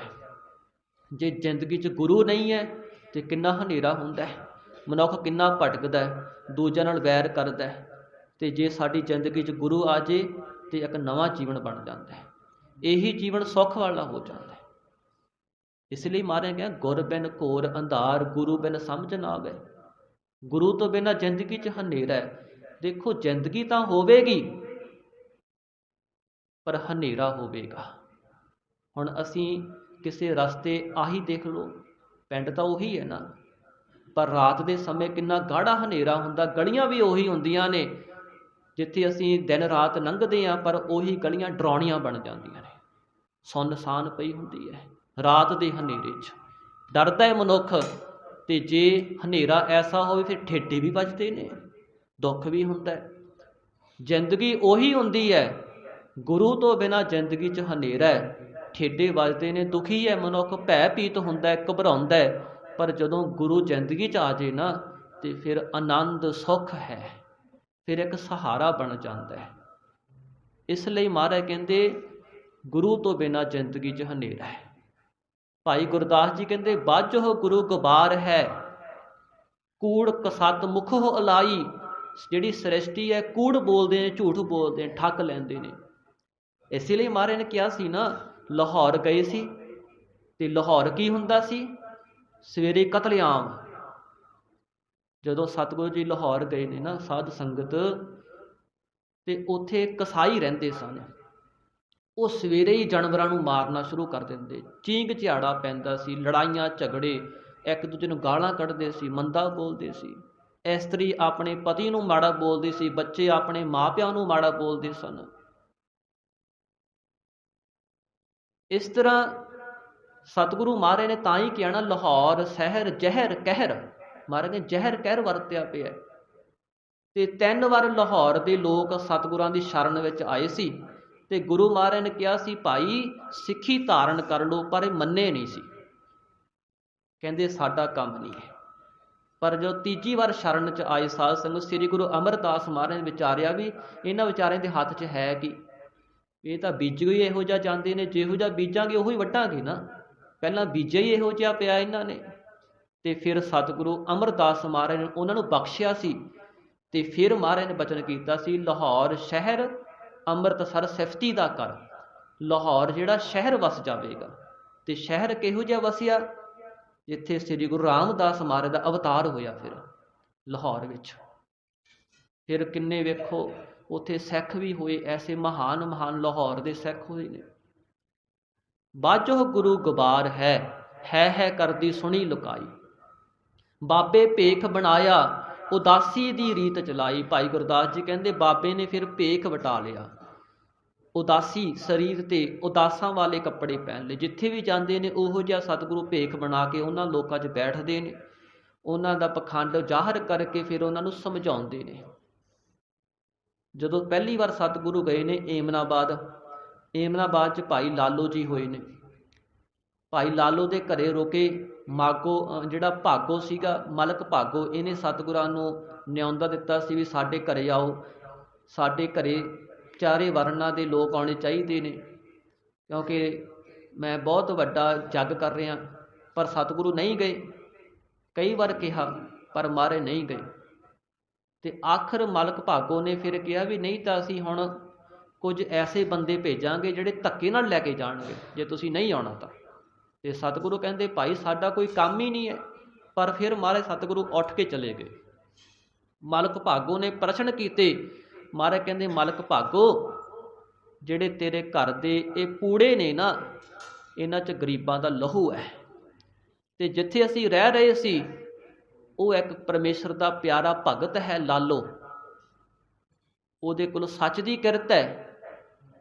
ਉਸ ਸਮੇਂ ਮਹਾਰਾਜ ਜੀ ਨੇ ਭਾਈ ਲਾਲੋ ਤੋਂ ਕੋਧਰੇ ਦਾ ਪ੍ਰਸ਼ਾਦਾ ਮੰਗਾਇਆ। ਅਤੇ ਜਿਹੜੇ ਮਲਕ ਭਾਗੋ ਦੇ ਪੂੜੇ ਸਨ ਉਹਨਾਂ ਨੂੰ ਆਪਣੇ ਇੱਕ ਹੱਥ 'ਚ ਲੈ ਕੇ ਦੂਜੇ ਹੱਥ ਵਿੱਚ ਭਾਈ ਲਾਲੋ ਜੀ ਦਾ ਕੋਧਰੇ ਦਾ ਪ੍ਰਸ਼ਾਦਾ ਲੈ ਕੇ ਮਹਾਰਾਜ ਨੇ ਦੁੱਧ ਅਤੇ ਲਹੂ ਵੱਖਰਾ ਕਰ ਦਿੱਤਾ। ਸਤਿਗੁਰੂ ਮਹਾਰਾਜ ਜੀ ਨੇ ਉਦਾਸੀ ਦੀ ਰੀਤ ਚਲਾਉਣਾ ਕੀਤੀ। ਫਿਰ ਹਰਿਦੁਆਰ ਵੀ ਗਏ ਨੇ। ਏਮਨਾਬਾਦ ਵਿੱਚ ਬਾਬਰ ਨੂੰ ਸਤਿਗੁਰੂ ਨੇ ਜਾਬਰ ਕਿਹਾ, ਉਪਦੇਸ਼ ਦਿੱਤਾ ਕਿ ਬਾਬਰ ਤੂੰ ਜਾਬਰ ਬਣਿਆ ਹੋਇਆ ਹੈ, ਜੇ ਤੂੰ ਧਰਮੀ ਬਣ ਜੇ। ਬਾਬਰ ਵੀ ਸਤਿਗੁਰਾਂ ਦੇ ਹੁਕਮ ਵਿੱਚ ਆ ਗਿਆ ਸੀ। ਅਤੇ ਉਸ ਸਮੇਂ ਸਾਧ ਸੰਗਤ ਫਿਰ ਸਤਿਗੁਰੂ ਮਹਾਰਾਜ ਜੀ ਗਏ ਨੇ। ਇੱਧਰ ਹੌਲੀ ਹੌਲੀ 4 ਉਦਾਸੀਆਂ ਕੀਤੀਆਂ ਨੇ ਸਤਿਗੁਰੂ ਨਾਨਕ ਦੇਵ ਮਹਾਰਾਜ ਜੀ ਨੇ ਆਪਣੇ ਜੀਵਨ ਕਾਲ ਦੇ ਵਿੱਚ। ਅਤੇ ਜਿੰਨੇ ਵੀ ਲੋਕ ਪਖੰਡ ਕਰਦੇ ਸਨ, ਜਿਹੜੇ ਰਾਜੇ ਆਪਣੀ ਪਰਜਾ ਨੂੰ ਲੁੱਟ ਰਹੇ ਸਨ, ਮਾਰ ਰਹੇ ਸਨ, ਉਹਨਾਂ ਨੂੰ ਉਪਦੇਸ਼ ਦਿੱਤਾ।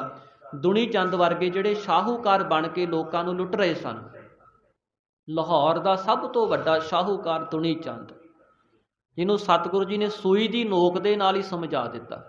ਇੱਕ ਸੂਈ ਦਿੱਤੀ ਸੀ ਨਾ ਵੀ ਤੇਰੇ ਕੋਲੋਂ ਪਰਲੋਕ ਵਿੱਚ ਲਵਾਂਗੇ। ਅਤੇ ਮਹਾਰਾਜ ਨੂੰ ਕਹਿਣ ਲੱਗਿਆ ਜੀ ਸਤਿਗੁਰੂ ਪਰਲੋਕ ਤਾਂ ਸਰੀਰ ਵੀ ਨਹੀਂ ਜਾਂਦਾ। ਮਹਾਰਾਜ ਕਹਿੰਦੇ ਫਿਰ ਆ ਜਿੰਨੀ ਦੌਲਤ ਇਕੱਠੀ ਕੀਤੀ ਹੈ, 7 ਝੰਡੇ ਲਾਏ ਹੋਏ ਸਨ, 7 ਝੰਡੇ।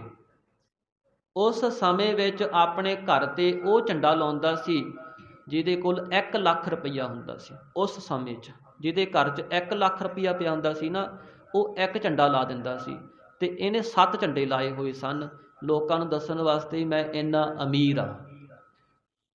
ਸਤਿਗੁਰੂ ਮਹਾਰਾਜ ਨੇ ਕਿਹਾ ਵੀ ਜਿਹੜਾ ਇੰਨਾ ਧਨ ਇਕੱਠਾ ਕੀਤਾ ਦੁਨੀ ਚੰਦ, ਇਹ ਕਿਹਦੇ ਵਾਸਤੇ ਕੀਤਾ ਕਿ ਨਾਲ ਲੈ ਕੇ ਜਾਣਾ? ਇਹ ਤਾਂ ਸਾਧ ਸੰਗਤ ਇੱਕ ਰਮਜ ਸੀ। ਸਤਿਗੁਰਾਂ ਦੇ ਦਰਸ਼ਨ, ਸਤਿਗੁਰਾਂ ਦੀ ਸੰਗਤ ਹੀ ਜੇ ਕੋਈ ਕਰ ਲੈਂਦਾ ਤੇ ਉਹ ਸਮਝ ਜਾਂਦਾ ਸੀ। ਇਸ ਤਰ੍ਹਾਂ ਮਹਾਰਾਜ ਜੀ ਨੇ ਬੇਅੰਤੀ ਜਿਹੜੇ ਐਸੇ ਲੋਕ ਭੁੱਲੇ ਹੋਏ ਸਨ, ਭਾਵੇਂ ਉਹ ਅਮੀਰ ਸਨ, ਭਾਵੇਂ ਰਾਜੇ ਸਨ, ਭਾਵੇਂ ਕੋਈ ਧਰਮੀ ਲੋਕ ਸਨ, ਸਾਰਿਆਂ ਨੂੰ ਸਮਝਾਉਣਾ ਕੀਤਾ, ਸਿੱਧੇ ਰਾਹ ਪਾਉਣਾ ਕੀਤਾ। ਅਤੇ ਸਾਨੂੰ ਵੀ ਉਪਦੇਸ਼ ਦਿੱਤਾ ਕਿ ਭਾਈ ਅਮਲ ਕਰ ਧਰਤੀ ਬੀਜ ਸਬਦੋ ਕਰ, ਸੱਚ ਕੀ ਆਪ ਨਿਤ ਦੇਹ ਪਾਣੀ। ਜਿਹੜੇ ਤੂੰ ਅਮਲ ਕਰਦਾ ਹੈ ਨਾ, ਇਹ ਇੱਕ ਧਰਤੀ ਹੈ। ਜਿਵੇਂ ਧਰਤੀ 'ਚ ਬੀਜ ਪਾਉਂਦੇ ਆ, ਅਤੇ ਗੁਰੂ ਦੇ ਸ਼ਬਦ ਦਾ ਇਸ ਅਮਲਾ ਰੂਪ ਧਰਤੀ ਵਿੱਚ ਬੀਜ ਪਾ ਲੈ। ਹੁਣ ਕੀ ਜਿਹੜੇ ਅਸੀਂ ਕਰਮ ਕਰਦੇ ਹਾਂ, ਜਿਵੇਂ ਇੱਥੇ ਬੈਠੇ ਹਾਂ ਨਾ, ਇਹ ਵੀ ਕਰਮ ਹੈ। ਸਮਾਂ ਤਾਂ ਇੱਥੇ ਵੀ ਗੁਜ਼ਰ ਰਿਹਾ ਅਤੇ ਫਿਰ ਅਸੀਂ ਆਪਣੇ ਘਰ ਦੇ ਕੰਮ ਕਰਨੇ ਨੇ, ਖੇਤ ਦੇ ਕੰਮ ਕਰਨੇ ਨੇ, ਆਪਣੀ ਕਬੀਲਦਾਰੀ ਦੇ, ਆਪਣੇ ਜਿਹੋ ਜਿਹੀ ਕਿਰਤ ਹੈ ਕੰਮ ਕਰਨੇ ਨੇ। ਪਰ ਉਹਨਾਂ ਵਿੱਚ ਵੀ ਗੁਰੂ ਦਾ ਉਪਦੇਸ਼ ਤੈਨੂੰ ਚੇਤੇ ਹੋਣਾ ਚਾਹੀਦਾ ਹੈ। ਗੁਰੂ ਨੂੰ ਆਪਣੇ ਨਾਲ ਰੱਖੀ, ਗੁਰੂ ਦੀ ਸ਼ਰਨ ਵਿੱਚ ਰੱਖੀ, ਆਪਣੇ ਮਨ ਨੂੰ ਸਦਾ ਗੁਰੂ ਨਾਲ ਜੋੜ ਕੇ ਰੱਖੀ। ਇਸ ਤਰ੍ਹਾਂ ਸਤਿਗੁਰੂ ਮਹਾਰਾਜ ਨੇ ਸਾਨੂੰ ਸਿਖਾਇਆ ਹੈ। ਸੱਚ ਕੀ ਆਪ ਨਿਤ ਦੇਹ ਪਾਨੀ, ਹੋਏ ਕਿਰਸਾਨ ਈਮਾਨ ਜਮਾਏ ਲੈ, ਭਿਸਤ ਦੋਚਕ ਮੂੜੇ ਏ ਵਜਾਣੀ, ਮਤ ਜਾਣ ਸਹਿ ਕੱਲੀ ਪਾਇਆ। ਸਤਿਗੁਰੂ ਨਾਨਕ ਦੇਵ ਮਹਾਰਾਜ ਦਾ ਬੇਅੰਤ ਉਪਦੇਸ਼ ਹੈ। ਇੱਥੇ ਸਮਾਪਤੀ ਹੈ। ਹੋਈਆਂ ਭੁੱਲਾਂ ਚੁੱਕਾਂ ਦੀ ਗੁਰੂ ਰੂਪ ਖਾਲਸਾ ਸਾਧ ਸੰਗਤ ਮਾਫੀ ਬਖਸ਼ਦੇ ਨੀ, ਅੱਗੇ ਵਾਸਤੇ ਸਮੱਤ ਬਖਸ਼ਣੀ ਜੀ। ਫਤਿਹ ਦੀ ਸਾਂਝ ਪਾਈਏ। ਵਾਹਿਗੁਰੂ ਜੀ ਕਾ ਖਾਲਸਾ, ਵਾਹਿਗੁਰੂ ਜੀ ਕੀ ਫਤਿਹ।